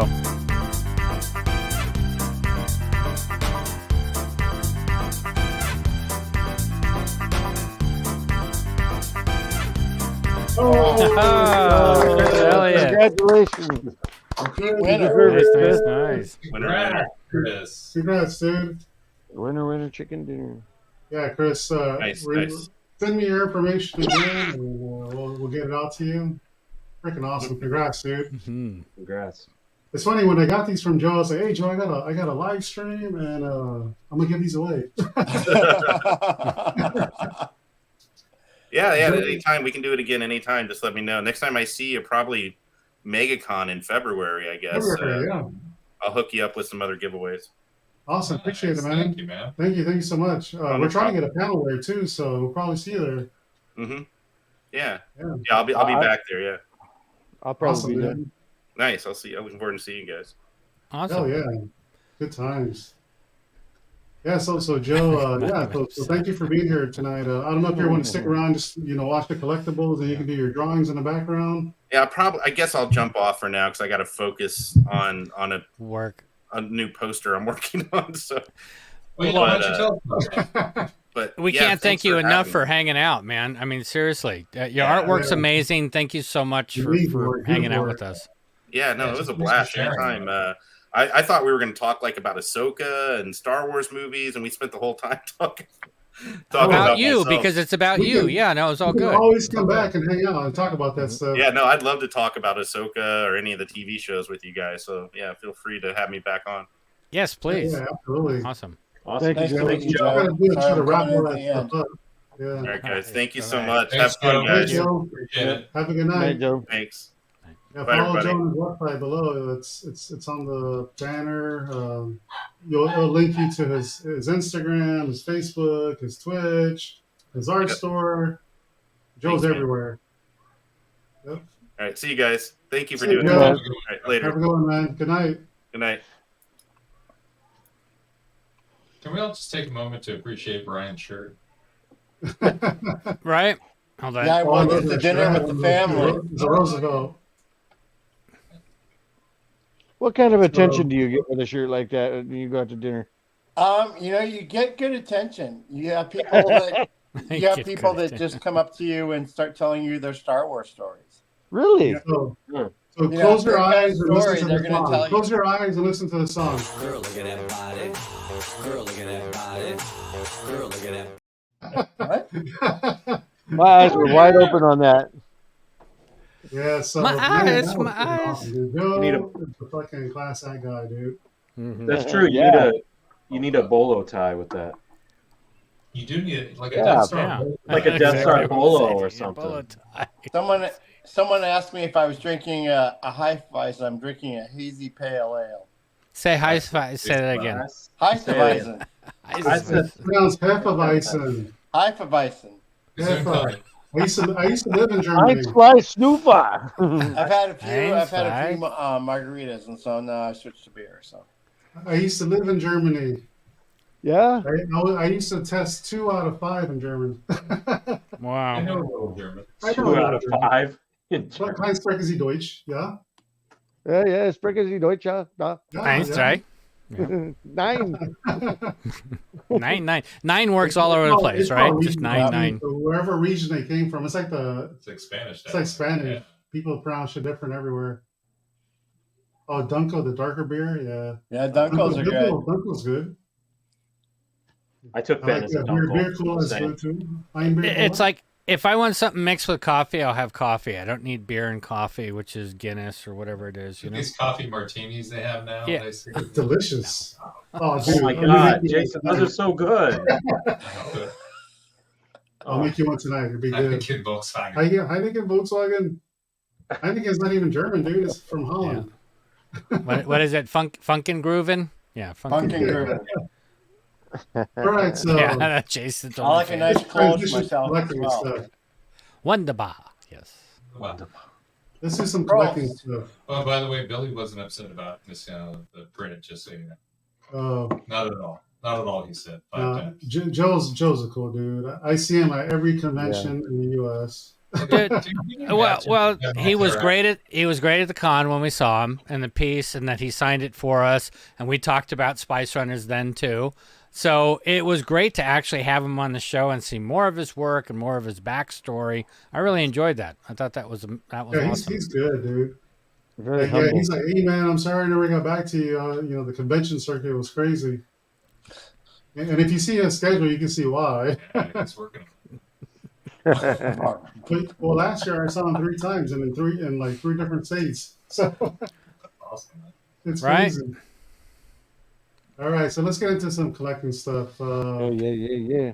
Window shopping weekly. So let's start with some of the retail drops first.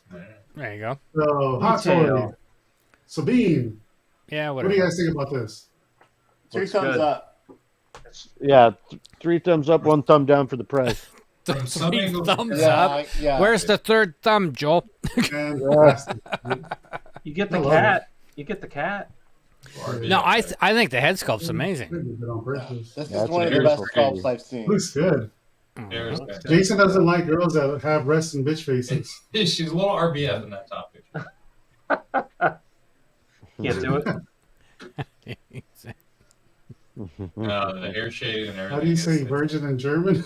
Yeah. Yeah. Oh, God. It's No, a joke. that's Keep flooding. fantastic, Mhm. for your- Oh, that's good.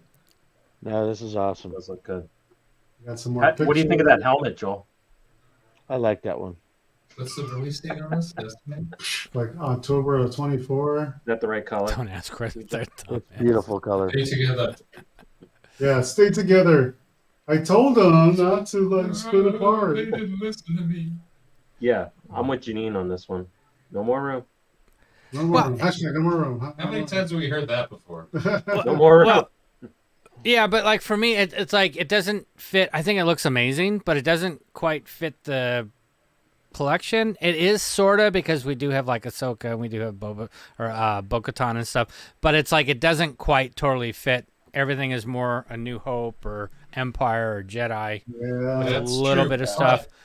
But if the character was just winning you over in the show, you would make one. Yeah, probably. I mean, that's what Mando did.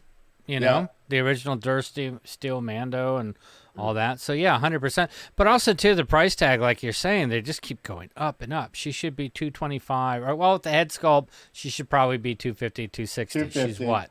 $270? It comes out to $300. $271, yeah, with taxes and shipping. There's like yeah, but with inflation and the cost of everything else, it's right on target. Like 4% inflation, so come on, it's not big. Screw inflation. Shit. Exactly. When I used to buy these things, they were under $200. I know. Yeah. Look at the little.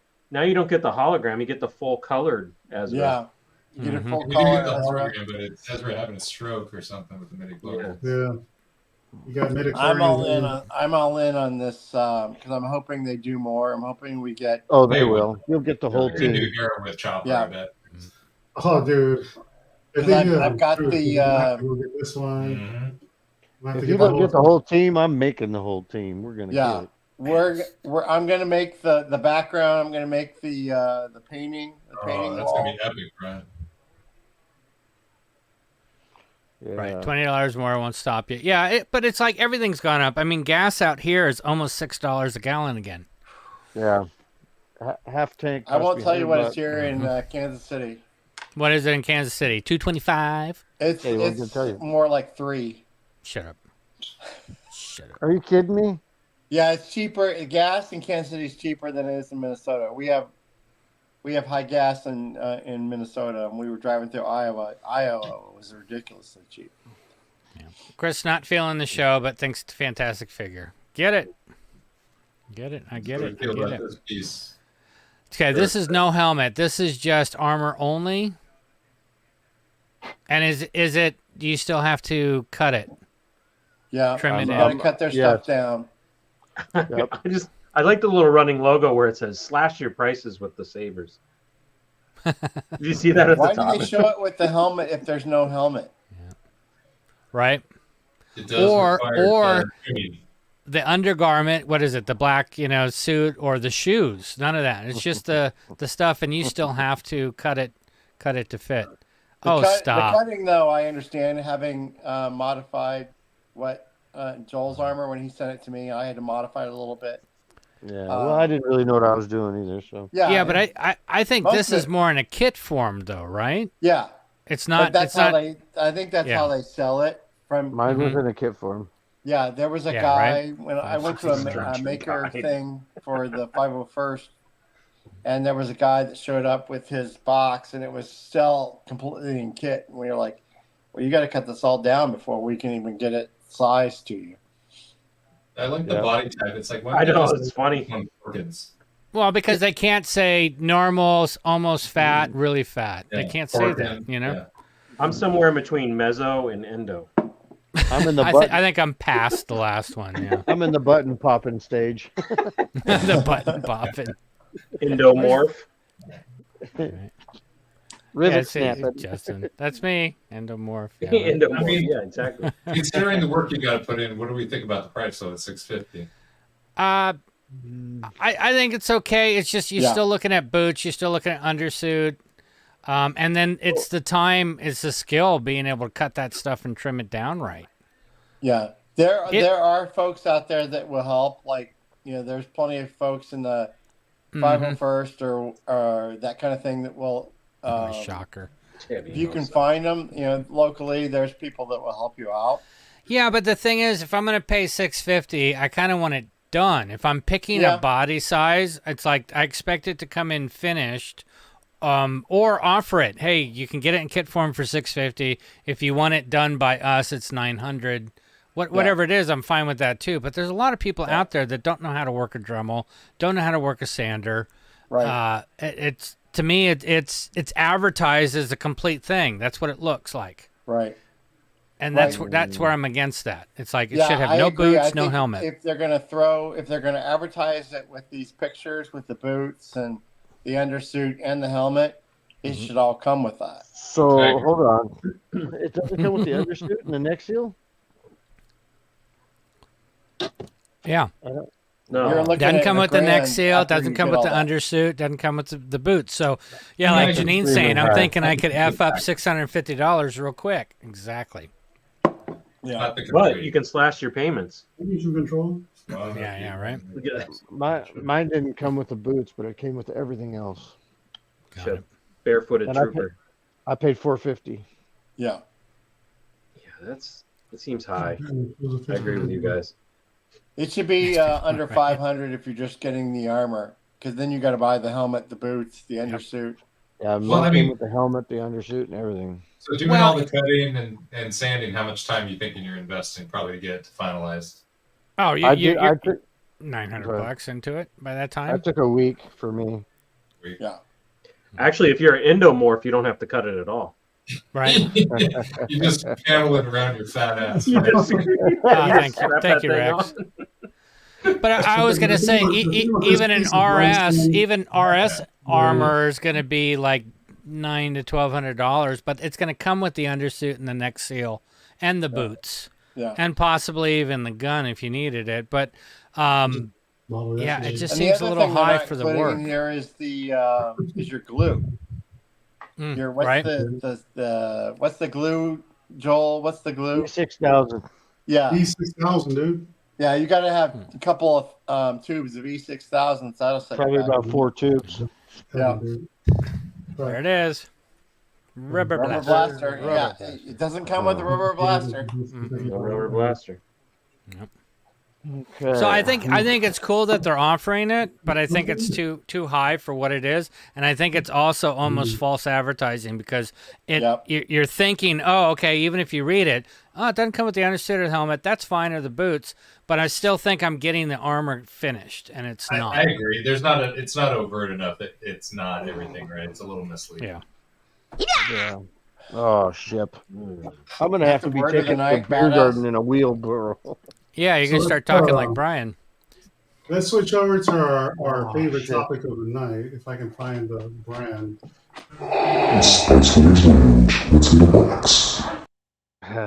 Yay! What's in the box? Awesome. What's in the box this week, guys? So thank you everybody in the Facebook community for posting. You don't know how much this means to us, and yeah. It's always good to see what you guys are picking up. And what does Scotty say? This is their show. This is your show. This is your show, not mine. Nice, Travis Butler. So Travis is close to us. Does he? Yeah, that looks good. He's a chiropractor up in DeBerry. So which one is this? I didn't think I needed this, but I think I need this now. Dude, I saw Black Spiders in person, and I was like, holy shit, it's fucking real good. Is that the Hasbro one? Yeah, it's the Hasbro. But he did some weathering on it. So because the Hasbro one's very, very clean. So that looks great. That looks fantastic. He weathered it a little bit. I might have to do that. Yeah, dude. Thanks, Travis. It's a beautiful piece, man. Like when I saw Black Spiders, I was like, who made that one? He's like, Hasbro. I'm like, what? I'm like, that's Hasbro? Well, it's even like the plain one that people are customizing, making right. They just look phenomenal. That looks great. What's in the box show? See, Evan, we can do one. We can do one Thank in you, a regular week. That's awesome. That's awesome. That's a killer.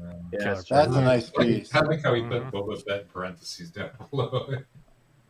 Jeremy Bullock, Boba Fett. Well, that's what Brandon Wayne's doing now with Mandalorian. Like, just so you know. Yeah, that's cool. Tyler Berry. Tyler. Nice. What? Nice. Look at that. Jesus Christ, dude. These are nice, dude. It's crisp. Are those hot What's toys? in the bucket? No, they're Sideshow repainted, I think. Oh, okay. Yeah, Look at his shoulder pieces. Yeah, I'm His looking biceps. at my phone, so it's hard to see. So in the Soka, we got George's favorite crotch grabber stand. Yes. So these are sideshow right here. Okay, so that brings up a good point, Dewback. It's like, do you guys prefer crotch grabbers or waist grabbers? Waist. Really? It depends on the figure. Yeah, I almost prefer the crotch grabber because the waist thing, you see it. Crotch. Not necessarily. Crotch. Yeah, I can never get it to situate right, and I'm grabbing crotch too much, and it makes me feel weird. To me, it depends on the figure. Should never feel weird, Jason. It's okay. I agree, You Evan. shouldn't be grabbing your crotches either. It's never good when it gets stuck there either. Tyler, your biceps are backwards. Yeah. Hey, Enzo. That'll get him worked up. Yeah. Enzo, What's up, Enzo? What's up, Enzo? Hey, Enzo. which Qui-Gon, Sergio, the Tales of the Jedi or the original? Good job, Tyler. Mm-hmm. Awesome. Yeah. He said no grabbers. Yeah, but still, just in case. Flex picked up a Brian Muir. That's awesome. You got me that one. I bet you do, Benjamin.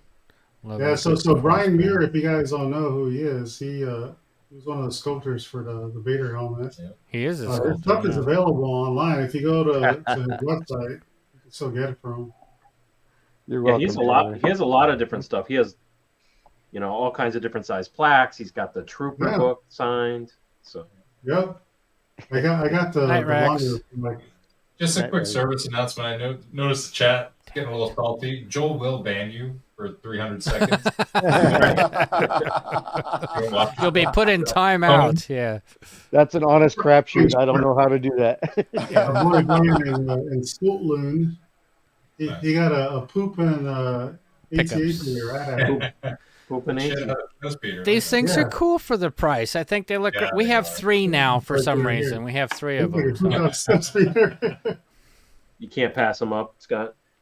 No. Well, I bought one. I was wanting one. Then Janine had to get her own. And then she saw it again in a Target. And she's like, I'm going to buy another one. Because she wanted to do the Endor one. But now at this point, no. I've never seen these in the wild. Like, I go to Target, and I'm like, never seen it. I would see the Slave one. Local. You don't see the Slave one? Dude, we were No, at I've seen the Walmart. Slave one. Yeah, I don't see anything else. Oh, gotcha. I'm still looking for the TIE Bomber because there's a TIE Bomber. And I think there's a Interceptor that I haven't been able to find yet in that size. Temple I'll Guard. keep an eye out. I'll look for you, Scott. Thank you, brother. Do you get the little boxes? The little mystery ones? No, I usually don't get the mystery. I mean, I actually have 2 of the shuttles now, which is cool because I wanted to do something with one and something with the other one. But it's like the size of them are good, like the shuttles, the AT-AT. The AT-AT surprised me with all the sounds it can make and the lights. I wasn't expecting that. I just wanted it to be a cool piece. Yeah, that's cool. So Jeff, who made this one? That was Empire Essentials. Oh, That's dope, cool. man. Nice. Yeah, I ordered it. I mean, I think we ordered helmets together, Evan, on that same night. But like this one's like a half helmet, so I guess it takes them less time to create it and stuff. But yeah, this came in this last week. Nice. Yeah, So, mine it's nice. That looks great, dude. That's awesome. Yeah, I need to get some black like felt or something for the inside of it. So. Yeah, you know what, Jawa SW Collector, we were talking about this. We have a Dropbox, I think, account or something like that for this, right? Right, Evan? For people to load pictures Yeah, up to? or you can there's a Discord channel. Join our Discord. Yes. It's another one that doesn't want social media. So Yeah. just Join go to the Discord. Discord You or can put it on email Discord. it to me at eben.thecollector@gmail.com. Eben.thecollector@gmail.com. Well, I get emails all the time. I just I'm post actually, them. I'm actually going to see Pat's fan this next week. Oh, nice. Yeah, So, I post them into the group. He's buying a helmet from me. Yeah. All right, Rosa. You're a trooper. That's awesome. Wow. Yeah. Everybody's digging it, Jeff. Yeah, I need to find a acolyte. All right. Acolyte now. I know somebody who might. Jeff, that would Yes, Joel. When you get done printing. Ooh, the Grail. That's nice. The Holy Grail. That's pretty good. You chose wisely. Juan. That's Dark a nice Matter piece. props on Etsy. Dope, That's pretty dude. cool. That looks good. So behind on social. Sleep is So this for me, this is like. You haven't seen it yet? No, I'm like, oh. See, and you know, I'm always tempted to not look, but I always end up looking for the show. I'm like, Look at that. That's this just is gorgeous. like 3 hours, dude. Gosh, Will. Solo Bones. Yeah, looks good. Killed it, dude. It's funny how Michael put this. Sleep is for the weak, but spelled it like Monday through Friday week. Basically 4 hours a day during the week. Right.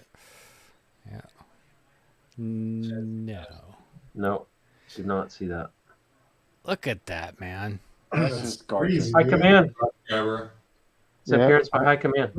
Hey, High Command. I gotta find you. Gotta find you. No, Michelle, come back here. Come back here. Come back here. Hi. Hi. Happy anniversary. Happy anniversary. Happy anniversary. I didn't know it was your anniversary. She come down here and told me to get my crusty ruckus going. All right, Krusty Ruckus. How many years, Joel? Ball's ready for tonight. 27. 57? That's awesome. 19 years. 27. 27. Wow. Yep. I don't think Joel heard that. Wow, check this one. High Command in the house. Yep. Suppose. Yeah, this is dope. I I think people were commenting about the skin color. You have this one, Jeff? I bought it. Yeah. Her Nice. color is like pale, so it depends where you get the reference from. Yeah, it does look purplish here. I like it. I think it looks good. I think it looks great. Looks good. Who makes this? Custom, but who? It's a custom company. I bought it secondhand because the person doesn't want it any longer. But I forget the name of the group. But it's that Eduardo. I forget the guy's last name. But Oh, that dude. He's in our group too. Ginger. yeah, he's around. God, I What do you forgot call the him, name of Ginger? his stuff. Yeah. Looks good. Mm-hmm. Sure. Looks really good. I can Well, make it that one fit. fits with your boba bounty hunters kind of thing. Yeah.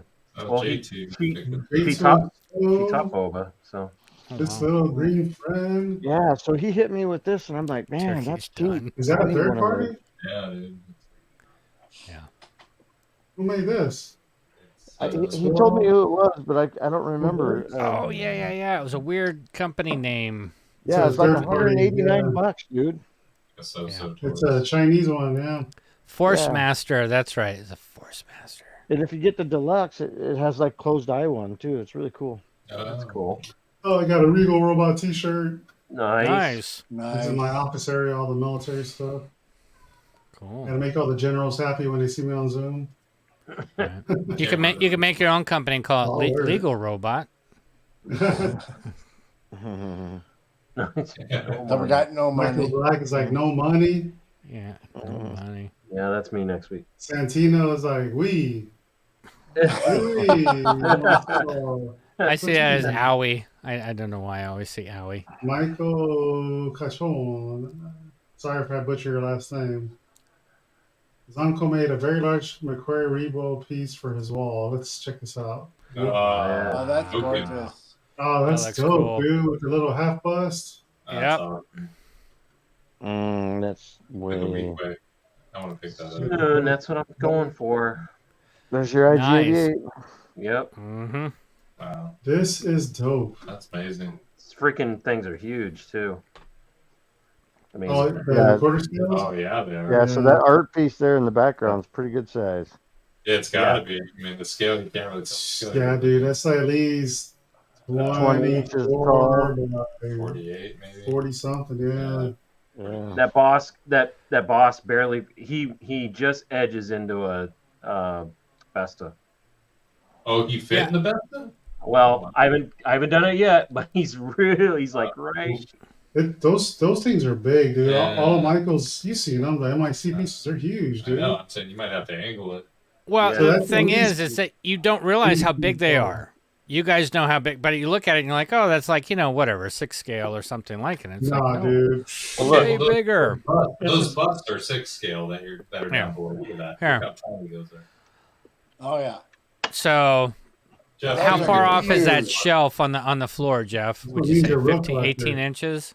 Probably 17 Chair height? there. Yeah. Look at that Jabba the Hutt. That thing's giant. Mhm.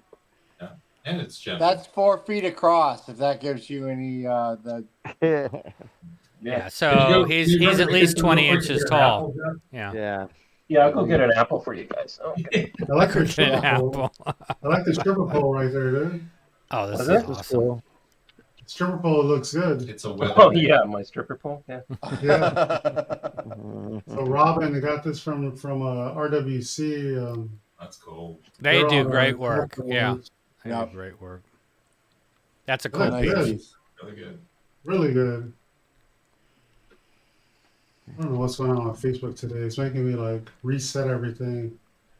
It's a new. I've been noticing this too with stuff. It's like there's new settings all of a sudden with things. It was doing it with the messenger. Every time you guys would post, it would refresh and kick me to the bottom of the post. Oh, it's so annoying, dude. That's annoying. So Marcel, our boy Marcel Chenet came out with a new C3PO print. Has different variants. Beautiful print. Beautiful. Yeah, look at that. Yeah. Unfortunately, all the signature ones were already sold out before he announced it. Oh, wow. Yeah, he did an announcement in the spring, I think, for the signature one. But Gotcha. Who's signing? Is it just him or is it Ian McDermott? It was Anthony Daniels. yeah, Oh, Anthony. I'm sorry, Anthony. I've had too much Basil Hayden tonight. they had him sign it. I think it was Nilda, and then Sean Sean Solo, got him signed at ICC. CC. CC. No, I won't let you, dude. Like, Facebook, stop being stupid. How's that? Freaking being annoying. That is annoying. I'm on Google Chrome because it's the best one. High ground. Yeah. Oh, you can't move forward or back? That's Wish you could. Oh, that sucks. I don't know what happened because they didn't Can do you this before. can you just zoom in? Can you just try zooming in where you're at instead of I can clicking zoom on it? into all the pictures, What about yeah. right click? When you right click. Well, right click is just. Yeah, what I was saying is in the thread that you're looking at, if you just zoom in on the thread instead of clicking the picture, maybe that won't have to go through all the resetting. No, dude. Let's come up with more ideas for Evan. How about if you stand on your head? Have you tried unplugging it and replugging it back in? Yeah. Oh, that's Computer cool. says no. That is neat. I like this. That's what I want for Christmas. The Falcon cockpit. The one when it's illuminated with Chewie looks awesome. Yeah. That's cool. I'll put Congrats. that on my congrats. Christmas list. That's a great shot. It's a great Yes. shot. So I don't know if you guys follow Justin Collectibles. Mm-hmm. Yep. So his name was on the side of this packaging. So he helped Jazz pay for this. He did a crowdfunding for it. Yeah. So there's See, you see all these signatures on here. Oh So, yeah. like, all over the box, there's like signatures and names. To the back. People that Oh, that's cool. I threw mine away because it's not licensed. I want that. I want that as like a mat or foot. You know what I mean? That whole print is awesome. Yeah. It's on the box. It would be great as like a mat or a little rug or. Evan threw his away. 2 years ago, I threw mine away. I know. Not licensed. You need to get slapped. I was like, yeah, it's not licensed. I'm throwing it away. Pitched it. Yeah, that was my rule. If it's not licensed, I'm just throwing the box away. Oh yeah. Ooh, I forgot I bought these this week. Saji. Right. Mouse pad. Exactly. That would be cool. I forgot I bought these this week. They're canvas wrapped, so they're already like it takes another 15 days to get them, but yeah, they're all canvas wrapped. Dude. So That's I like awesome. The colors. I might need this for something. That would be very cool. Yeah. I don't think we ever announced the NYC thing yet. Not yet. No, I was just talking about a side project that it would go nicely with. No, I was thinking, I'm like, it'll go cool with the NYC thing we're working on, but I don't have the thing to announce it yet. So Well, you it's know cool nothing. With the Slave One too. We know nothing. You know nothing, and you will like it. Yeah, that's awesome. That's beautiful. Who's selling those, Jeff? I knew you were going to ask me that. I think it's Acme. Oh, okay. Yeah. Oh, that's cool. That would look good too. They're not huge either. That would look really good. I put my bike in front of it. Yeah, there's earwax in the front. Yeah. Oh yeah. Look at that. How big is it? What size? Tall. What she said. Like yeah, right. So like what? 36, 48. It's on Acme. I'll find it. 120 million. Muy beaucoup, GI. Oh, this one was cool too. Because I'm going to put this one right above where the Falcon is sitting. See Joe. Yeah. Full Metal Jacket, Oh, baby. that'll look great. Yeah, because it'll be That'll like look great scenery, right there. Tatooine. I Right? like this one's burning my retina. I think all of it is just perfect little background scenery for stuff. Right. Yeah. I need my sunglasses. What are the size of those, Jeff? I'm looking them up right now. Okay. So Jeff, are they come as canvases? Yeah, you can get them. The only way you can get them right now is they're canvas wrapped. Good point. Kenobi, You know, Kenobi. and they're like $145. Right Canvas click, wrap. open in a new window for the pics. That way you stay in your same thread. Well, but then I gotta reshare everything. I just Zuckerberg. I just did that, and it looks cool here, but then StreamYard is not picking it up. Benjamin, we're going for millimeters. Yeah. Oh, you're talking about something else. Pikas. We're going for Jeff pikas. Saji. Saji. That's a cool piece. This is fucking ridiculous. Fucking It is. Facebook. Let me see if mine's as stupid. This is like whatever they did today this is a root He cause. was testifying in front of Congress yesterday, so he was just like, "Fuck it." Well, today we couldn't even use Facebook Messenger today. Oh, It really? was down for a little bit. Yeah. Yep, it was. I thought it was. So me. whatever they did fucked everything up. Anthony Daniels, That's nice. That black. I like the colors. There was a hyperdrive one too. I'll be damned.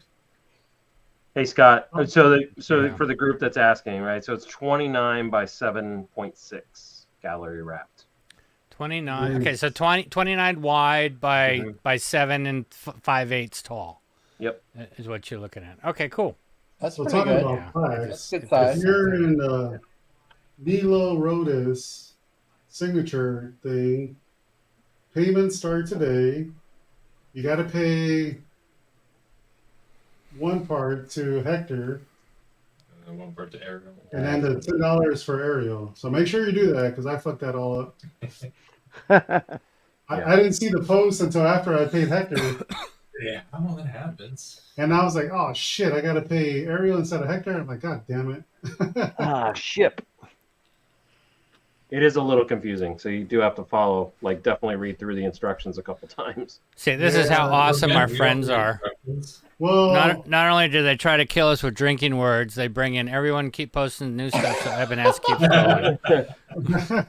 You see, it gets carpal tunnel by the end of the show. This is Right. Well, the thing is, what's the symbol I had there? on my calendar an alarm. Pay Hector today.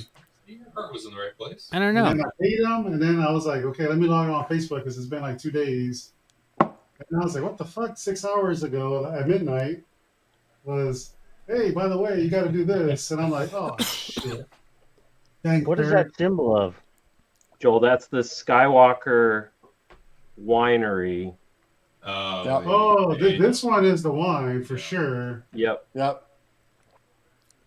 She's in the. Oh, Same thing. She's in the patch, too. So Brian, wow. bought this. Where'd you get this from, dude? What? Oh, those are from Jeff. Oh, the winner, Jeff. It's God. Well, Brian, so I sent one to Brian, right? Because we were having some shipping stuff, right? And then Benjamin won one as well. So Yeah. Oh, talking about Brian, we have a giveaway tonight, don't we? Michael, post it in the buy-seller trade Spice Runners if you haven't already. Dope. He's going to let his 2 tubes go if somebody wants it. Oh, wow. How much is that? Wait a minute. Hit him up. Well, let's look at that later. Never mind, Joel. Never mind, Joel. So Miles got his Spice Runners It's a shirt. bidding war. I got no room, Joel. You got more room than I do. I don't know. I got kicked out to the garage. Nothing like just keep clicking on That's screen. cool. I like this. awesome. Yeah, that's I like cool. this a lot. Okay, Spencer so I'm gonna have to Crow. use another part of the screen. That's pretty cool. That's So cool. you guys need to moderate. So that's cool. Mhm. So I'm just gonna keep sharing other screens. I'm gonna have like 1 million screens by the end of the night. See, he definitely looks more purple there. That one looks bad, dude. Yeah, that one looks The purple. light. Yeah. She looks really blue. Oh wow, there's a box of lightsabers at her feet. Yeah, she comes with. Yeah, that's the exclusive version. Bounty Hunter. It's dope. It's a cool statue. Oops. Sideshow. Let me do the right click. Oh. Right click, hop on one foot. Right. This interface sucks, Facebook. Mm-hmm. It does. Whatever you guys did today, just threw everything off. Zuckerberg's like, Evan's reporting that this sucks. Yeah, fix it. Please change that right away. No, he's sitting there going, for all of our FUs, FU. Okay, no, you guys are all focused on AI. Get your head out of the sand. So this is a sideshow slug. I don't remember this one. Know it. No. That's cool. I got the little Mickey Mouse Regal Robot one. Yeah, I was wanting that one at some point, and I was like, it's $100 for my pencils. I have that one on my desk. It's very cool. It is cool. I like it. And then a Nice. lightsaber. A lot of pencils. Awesome. Lightsaber, not sure where it's from. A little Empire Strikes Back. A Jedi's Yes, weapon. she was very lavender. Yes. And then we got Sean that's building the Millennium Falcon. Yes. Yeah. I appreciate how symmetrical and even all his stuff is placed. It is very. It's very. Well, he wasn't a Marine, so He's very clean and You gotta make organized. sure His it's cabinets line. are smart. Hey, look at it. Check him out. In no time, he's all of a sudden, I'm being a model maker, and I'm getting into Okay, airbrushing. How that's cool is this? Yeah. Whose is that? Sean Stone. Sean's. Oh yeah, Sean so Stone? should go for it.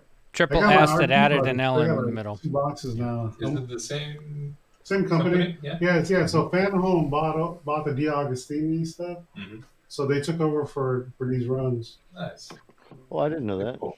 So fanhome.com, if anybody wants to get into this, it's like $50 a month. It's really cool. You get that look. You don't realize how tiny that little this little freaking screws are until you get that little screwdriver out, and you're like, Oh my by the god! end of this build, he's going to want to throw that screwdriver through the ceiling. So Jeff, the R2 has tiny ass screws. Yeah. Yeah. Socks. And I'm so pissed off. I'm like, what the fuck? This thing is a little bit bigger. Why are these screws so small? Yeah. Drop one, you'd be searching for like 20 minutes to find it. And some of these parts that I have, you have to glue them on. And I'm like, fuck this. That sucks. Yeah. Yeah, and they drop on the floor. You can't find them. It takes you like a half Yes, hour to find exactly. So you step on it a day. Oh yeah. Until my dog brings them to me. Cool. Look at this paint job. Oh, that's cool. That's very Tyler, you're killing it, dude. Yeah, his Always. biceps are backwards again, dude. Dope. That's gonna piss him off.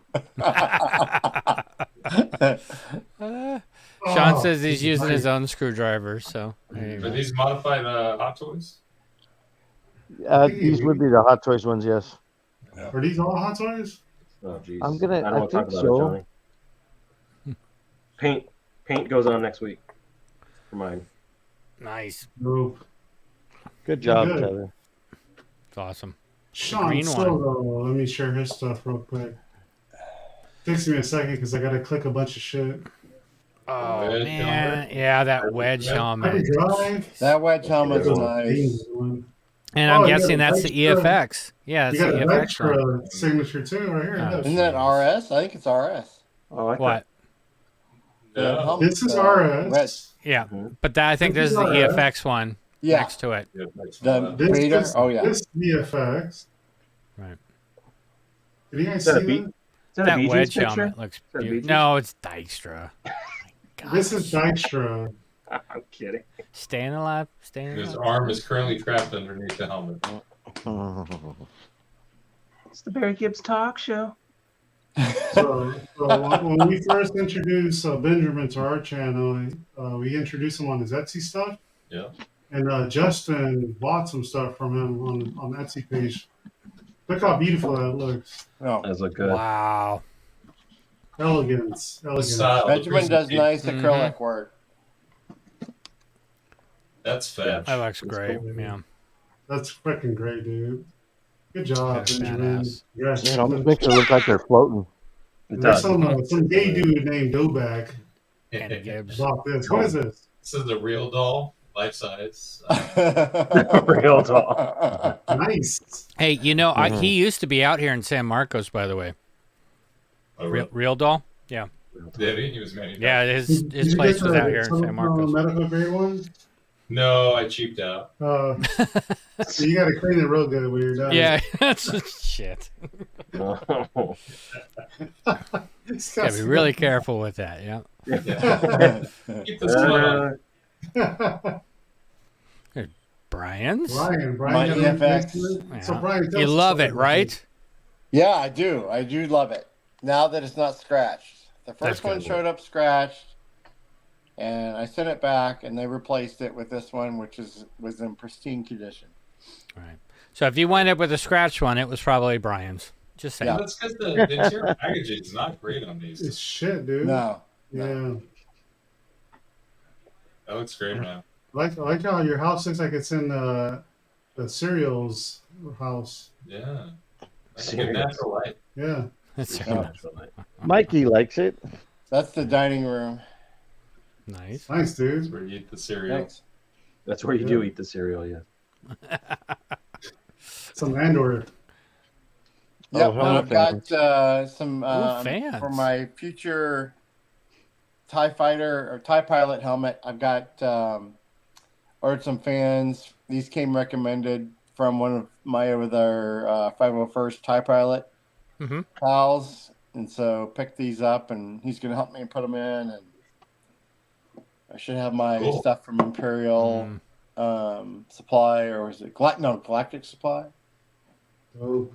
He's gonna be mad that I don't remember the name, but I've had a few. So anyway, he's gonna help me set these up. You're gonna catch up, dude. He said he had a few. Yeah, we had a few too. I went to a tasting. Was the last thing I think we got from Brian. Yeah, the last time we went to a tasting. Oh, that was hilarious. That's right. Yeah. Yeah, you probably need to have an episode on how to do this, because I want to do this too, man. I want to like. Oh yeah, I should actually record it and make an episode. And yeah, we'll do that. Appreciate it, man. So Miles, formerly known as Miles Kaz, I guess. Formerly. Nice. Cool. Dewback and a sand trooper. He's like, I know I don't like dewbags, but dewbag, I couldn't resist. Dewbag, I know, right? Dewbag. Hashtag dewbag. Hashtag dewbag. I just love it. It's great. And our boy Tony out of the UK. Oh yeah. Number 77. Tony Ducker. Yeah. Tony, yes. Oh, did he get 77? Yeah, that's what he said. He got number 77. Oh my God. Wow. That's great. That's like epic right there. And he's overseas, so think about that. Awesome. He's overseas because Regal won't sell overseas, so he's got to go through somebody. Yeah, someone here got it from him, yeah. Which is so cool that they do that. All that stuff. The X-Wing looks awesome. I know a lot of the stuff John Simmons painted, but man, that Tusken looks fantastic. Right. Congrats, Tony. It's good. It's a nice piece. Scott, did you see the sail barge? The sail barge? Yes. Yes. Are you gonna get it? Gorgeous. I might. Yeah. It's at least smaller than the HasLab, but I still kind of want the HasLab. But yeah. I know that one looks great though. Yeah. Who the fuck is this guy, Joel Hazy? So Joel, who's that Hazy? How did you do it? How is it supported? Is it on the stand and you decorated the stand, or how did you do this? That's a Hot Toy stand. Oh, and then, and then I just ran I had to drill a little hole and screwed the thing into the ship. So you did like a pole straight up the ship's rear end? It's an adjustable one, yeah. It's the one. Who joined? It was Brian. Who did? Yeah, I added him. Mm-hmm. Yeah, I was curious because that's the first thing I looked at. I'm like, wow, it looks really good. And then it's like, how is it being supported? So, yeah, it's pretty cool. I didn't touch anything else. Jeff did a phenomenal job on this piece. Did great job, Jeff, on the paint. Beautiful. Yeah, Jeff. Oh, thank you. Fantastic, dude. And if you want to do this to your own, I think Sean Scruffy Looking Stone still has one for sale of the original. It's not bad. It's not bad to weather it and age it up and make plaster marks. I need to do it to mine. Yeah, it's pretty easy. So what'd you kit bash here, dude? I took a Nightmare Batman coat and threw it on him. Oh, damn. That's fucking clever, dude. That just clicked. Yeah. I didn't know you bought Batman Hot Toys. Oh, I just bought parts. Oh, okay. Well, I do have the whole Batman, but I parted him out. That looks good, dude. I'm surprised you didn't put the other hat on him. Right. I'm gonna make one. I still need to do that, but this actually looks pretty decent. Can you just throw an audible and just do a sombrero? Yeah. Looks sick. This is great. Hildebrand. So Sean Hamilton met Greg Hildebrand. Oh wow, that's very cool. That's dope, dude. Oh, next. Oh shit! I clicked the wrong button. I got like a million things open now. Tabs. I got some. Yeah. So Andy Myers. Oh my God, Andy. Andy killed it with this repaint. He bought this toy from Target and made it look so real. When I looked at it, because I've seen this toy 1,000 times when we went to Target a few years ago, and it's like, it just looked like a toy. But his paint job on it made it look more like a Hot Toys figure. I actually thought he put real wires in the stomach. But he also did, he did was it All Clad or whatever? So it's pro paint. Jason says he feels like touching his crotch. Well, no, saying the right hand's a crotch grabber. The right hand's a crotch grabber. Well, it goes with that card, that Topps card. Remember that one? Yeah. Oh, yeah. Oh, the one with the boner? Yeah. Yes. Phenomenal job, man. Did you guys watch George's video about this? Yes, I did. And it actually made me like the figure, to be honest. I love where he's like, I don't know how I got her to sit in this pose, but this is pretty awesome. I just love the intro. Attention now, Empire. All right, Sergio. Have a good one. Hey, Sergio. After the disaster that was the sideshow. The sideshow pretty bad. Sergio. Make sure you watch this so you know what's going on. That's awesome. Yeah, I thought looking at it, I was like, because the pictures I've seen of it, I'm like, it just kind of looks like a Disney figure that you'd pick up for $30. And then he pulled it out and I got a little bit closer look on it and things. I'm like, okay, it looks better than that. And then the posing that he was doing. But what's interesting, she's got double jointed elbows. And like Bo-Katan has single jointed elbows. Bo-Katan and I doesn't think do much. Sabine may have single jointed elbows. I find that interesting, but it's still a sideshow figure, and like he said, he's learned his lesson. Sideshow you can't trust. Even after 20 years, they're still using the same sideshow figures are the worst for the most part. Especially if you're charging Hot Toys prices, Exactly. And they don't have enough stuff as Hot Toys. Yeah. So they're not a trying good to charge figure. the same price, and they don't have enough accessories. I just look at this and I just wonder how soon the joints are going to loosen. Well, the skin's going to crack. The skin, It's going to peel. It's going to go, It's like Chris says, it's not a good figure. It made me like it more than it did, but it's still a figure that doesn't fit my collection because I don't have the other animated stuff. But also, too, I'd be constantly worried with it, trying to get it in any kind of pose. The last one that he left her in which was great. It was a great pose with the cross, thing. But in like a month, you're going to start seeing that elbow go tear. Yeah, it's unfortunate with these. Joe, are you getting this one? Yep. Yeah. He's like, I got 3. I already cut one up. I got both. Dave Friday got a Brendan Wayne signature. Wow. Okay. Brendan Wayne, he's the body double for Mandalorian. He's the one usually in the suit, right? Yeah. Mostly. Yeah. Well, there's two. He was in he's the quick draw guy. Him and Lateef. Lateef. Yep. He had like 3 people in his line. Yeah. Lateef does all the stunt work, and I think Brendan's mostly in it when they're not doing stunts. Yeah, the quick draw stuff. Yeah. Nice sign. Shane Wesso. Lugami. Here's your sign. Number 125. Nice. It's really cool. Yeah, that's awesome. The Gammy's dope, dude.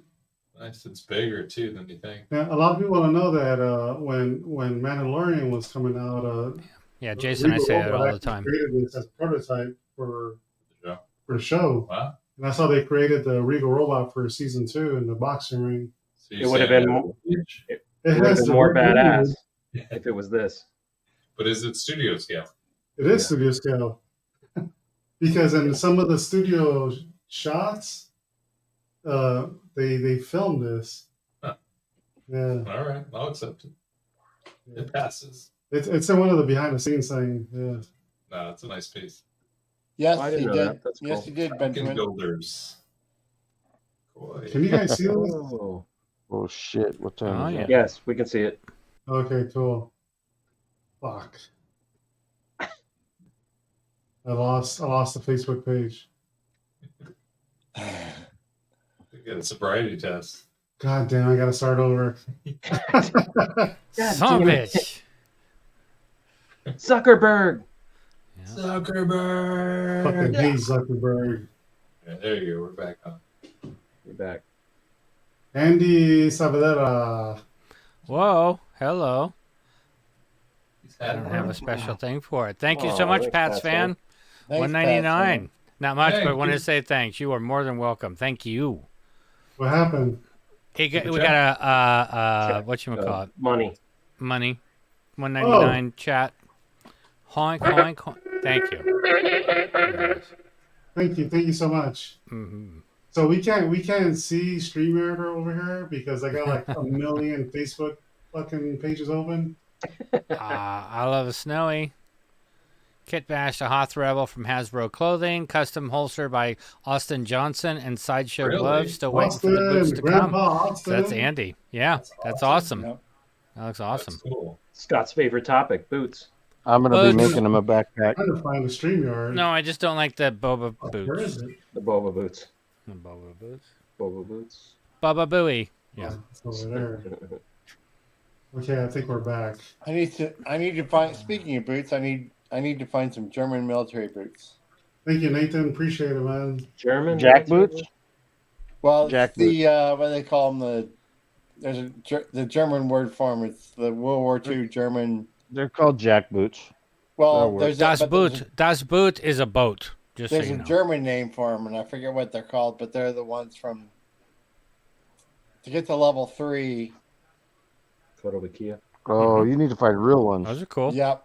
We got those. And the statue in the background. Yeah. Those are cool pieces, Justin. Benjamin Very knows cool what they're pieces. called. I don't know. I can't recall the name at the moment. I shoot you. Yeah. It got me Chris Elliott. What the fuck is this? Hey, wow. I'm trying to be fast, guys. Sorry. You're good. The other method. I probably got it We're cut on off, dial though, up. guys. Yeah. Yeah. We're on dial up. Godo. What baud modem are you using tonight? You know what? It's interesting you bring that up because that's probably our internet went in and out, and it fried our modem. Oh, That's what was stopping it. So a lot of midi-chlorians went into that. Mhm. That sucks. Yeah, nice. Slave 1, nice. Yeah, this is Long Slave 1. tradition. The knob blockers. Yeah, Benjamin and I both need a pair. No, knob blocker is something else, but Knobble yeah. blocker. Knobble blocker. No, not even close. Double blocker. Stop being a knob blocker. I guess that's the polite way to put it, right? Instead of a something blocker. Yeah. Can someone read this? Yes. Whoever put this up, read it. Let's not forget that this has been a badass Friday night, and we are very close to it becoming a fuckity fuck night again. Eben's already slipping out a few fucks. Sorry, parents. Yeah, I see? try to keep it PG. Exactly. Now I get a yellow dollar sign. Knobble on there. knobber. All right, guys, I got to sign off before they come down and tackle me on the beanbag. You don't want to Oh, see that. choose. No. man. Well, good seeing you, Joel. Take care, kinda brother. Good night, guys. Joel. Talk Night. soon. Later, brother. Bye. And then there was 4. Bye. Yeah, I was saying we got a lot Bob of- is it not been Joel? Sloppity Knob blocker. Did you just say sloppity knocking?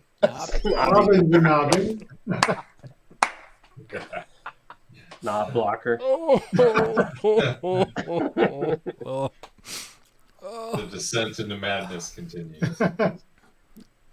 We passed Crosshair. Novelbecker. Benjamin, just keep posting. Benjamin, just keep posting shit so we can hear Brian try to pronounce it. It's great. He's pronouncing it in the Minnesota German. Hey, is that the Black Series one? That's yes. That sucker's big, dude. International. Yeah, it's a Black Series. If it's the big one, it's like this big. It's huge. Do you have that one, Scott? Yeah, we have that one. It's up here. Janine still wants her own. That's good, dude. So, but navigate for a bit.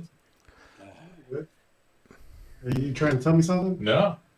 So you're probably getting sick of scrolling. I fucking hate this. Whatever Google did, they fucked this all up. No, it's not Google. It's freaking Facebook, man. Facebook. Whatever they did, fucked everything up. Mm-hmm. There we go. I meant to ask Dean where this was from. Exor or something. Kozer.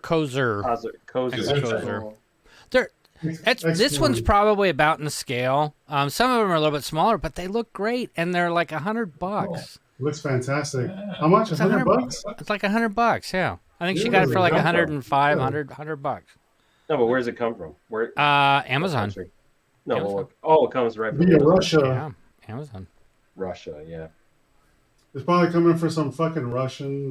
Yeah, because she got the Fennec one. She got the Wrecker one, which definitely looks smaller in scale with everything, but it really still looks good. And then she's got this one. She couldn't resist because it's like she goes, I had to get it. I'm like, okay. What about Tick? Yeah, that would be probably one of the next ones she'll look for is Tick. And maybe we can find an Omega head that we can just throw in there. I like this pickup she got. She showed this to me the other night. Oh, she got this? No, she did not get this. Okay, so this was guess how much Scott paid for the Sideshow Rancor on eBay. $500. $399. Shut up! Now you're making me feel like an idiot. $450. So it was a $600 piece. Everything else on eBay was showing $900 and something. $600 is good, dude. That was a brand new that's brand new from Sideshow. $600 plus shipping, plus tax, plus all that. No, $600. You got it for $7. You got it for $6. You got it for $6? No, I got it for $575. That's good. That's good price. So brand new, it was $600, but I'm on the wait list for Sideshow. So this seller was selling it. He was offering it for $600, which was a great price. The thing's in perfect condition. It was shipped in the original shipper and all that other crap. So we got a great deal on it. I was stoked with it. They're watching you. You're going to come off wait list tomorrow. Yes. Yeah. It's going to be like, that's fine. It doesn't matter. I don't need it. I have it now. That's the tail on the back, right? Janine was carrying like it was her baby. Yes. Thing actually is heavier than I thought it was. Because I noticed that Sean Solo has his in his DTOF. So I was trying to figure out, can it take that weight? That DTOF's going to collapse one day, dude. Yeah. He didn't take that shit out of there. Mm-hmm. Not going to do it. Like the gate.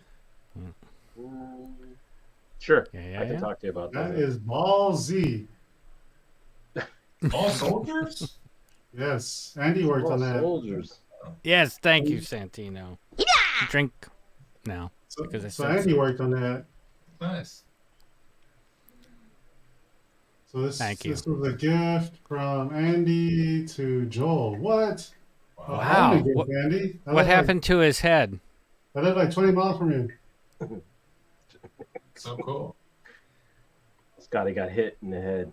It looks like it was just perfectly shaved off. Yeah. Okay, got it.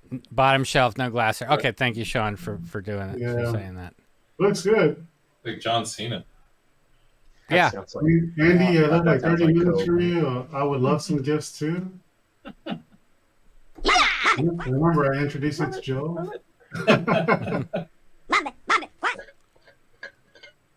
Evan's pale. Fuck. I lost Carpal tunnel system.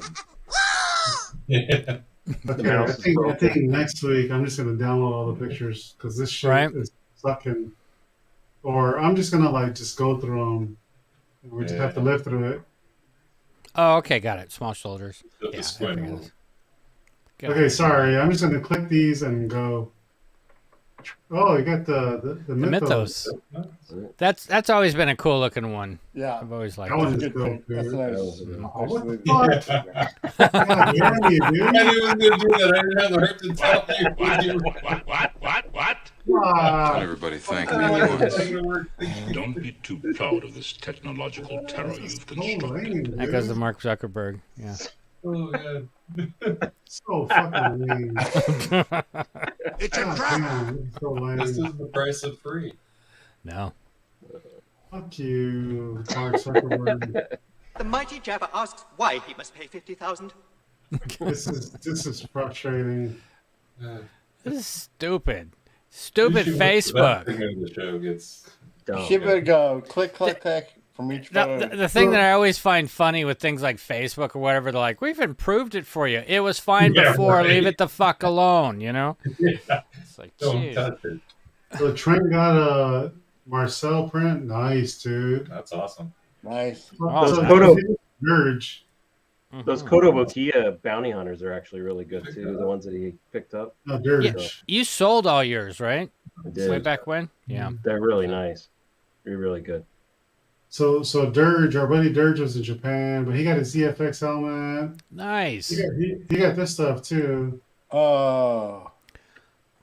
So those of you in the chat that got the EFX helmet, what are your thoughts? Like it? Love it? It's okay? Yeah. Thumbs up. So Brian's got 3 thumbs up. So Jason has one of the original ones. That's what do you think about it?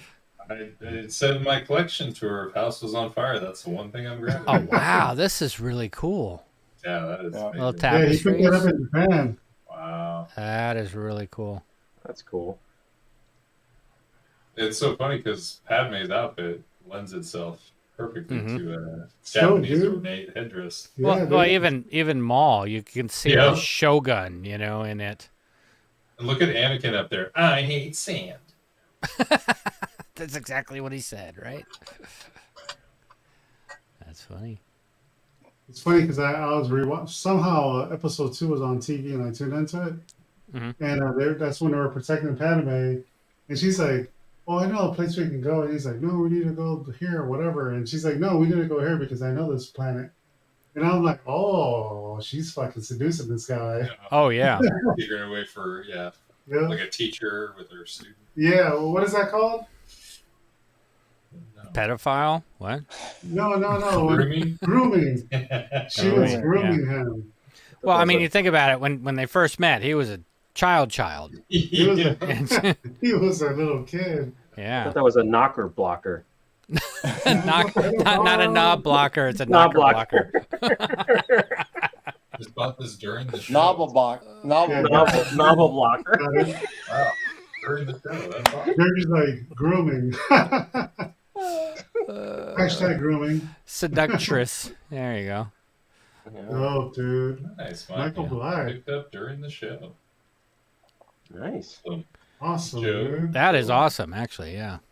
That was really cool. And Joe's a fantastic artist, Yeah, dude. good guy. Mm-hmm. Every time I see him, I just sit there and just talk to the guy forever. Well, like I said, we got that one piece, man, and it's just it's exactly what he says. It brings out the emotion. You can see it. It's like that missing scene. Right. Really cool. And I think that when I saw him in San Diego, his booth was full, and I was like, "Hey, Joe, what's up, dude?" And he stopped and turned around and said, "Hey, man, what's going on?" And then he had that look like he wanted to talk, but he was just overwhelmed. Yeah. I was like, "All good, dude. Do the business. Have a good con, dude." He's a genuine guy. Oh, Joe's fucking awesome, dude. Mm-hmm. Every time I see him, we just talk forever. Well, like his career is like the dream of so many illustrators. Like I get out of college, I start working for Lucasfilm. And doing Yeah. comics. Right? How cool is that, though? Ooh, what's this? Ooh, bottle opener. That's cool. That's dope, dude. ATST. Where not? That from? Sean, can you drink again? Yeah, Sean, where did you get this? Triple S with an L added now. SSLS. Right? Doesn't work as good as Triple S, but That's cool. That's awesome. 501st. Huh. That is a cool piece. For some reason, it reminds me of that G.I. Joe stuff at the end of their shows, where it's like, that's knowing's half the battle. It's a 501st piece. Good call, Jeff. And It just I'm gonna looks like refresh that. before I close this out. He says 501st ACD. That's cool. Okay. 501st has some cool shit. So You that and was me it. both, Benjamin. So Yeah, but Scroll to the top again. who did we lose? Joel. let me close all my shit. Be here a while. Again, I can't tell you guys how awesome it is that everybody shares that stuff, because that is just the coolest thing. Yeah. Yeah, thank you everybody for building during the week. It's kind of fun. It's a nice check-in every day. See what people are putting in the thread. Yeah, it was dope. Yeah, so follow Joe Coroney. Follow Joe Coroney. Don't be a knob blocker. Yeah. It's in the description. It's Don't in the description. be a knob blocker. Follow Joe. So whatever social media platform you're on, just click on his website, follow him wherever you want. Tell him you saw him here. He's a good dude. We're gonna wrap it up. Thanks everybody for being here. Jeff, thank you. Scott, thanks for being here again this week. Sure. Missed you last week. And Brian and Mr. Negroni. Yeah. Nice to see you. Thanks. Okay. So yeah, so until next week I think it's just us. We're gonna have we're gonna have some buddies on here from the community, and we'll talk about some other stuff. And until then, may the force be with you guys. Everybody have a great week. Enjoy your weekend. Peace. Great weekend. Appreciate it.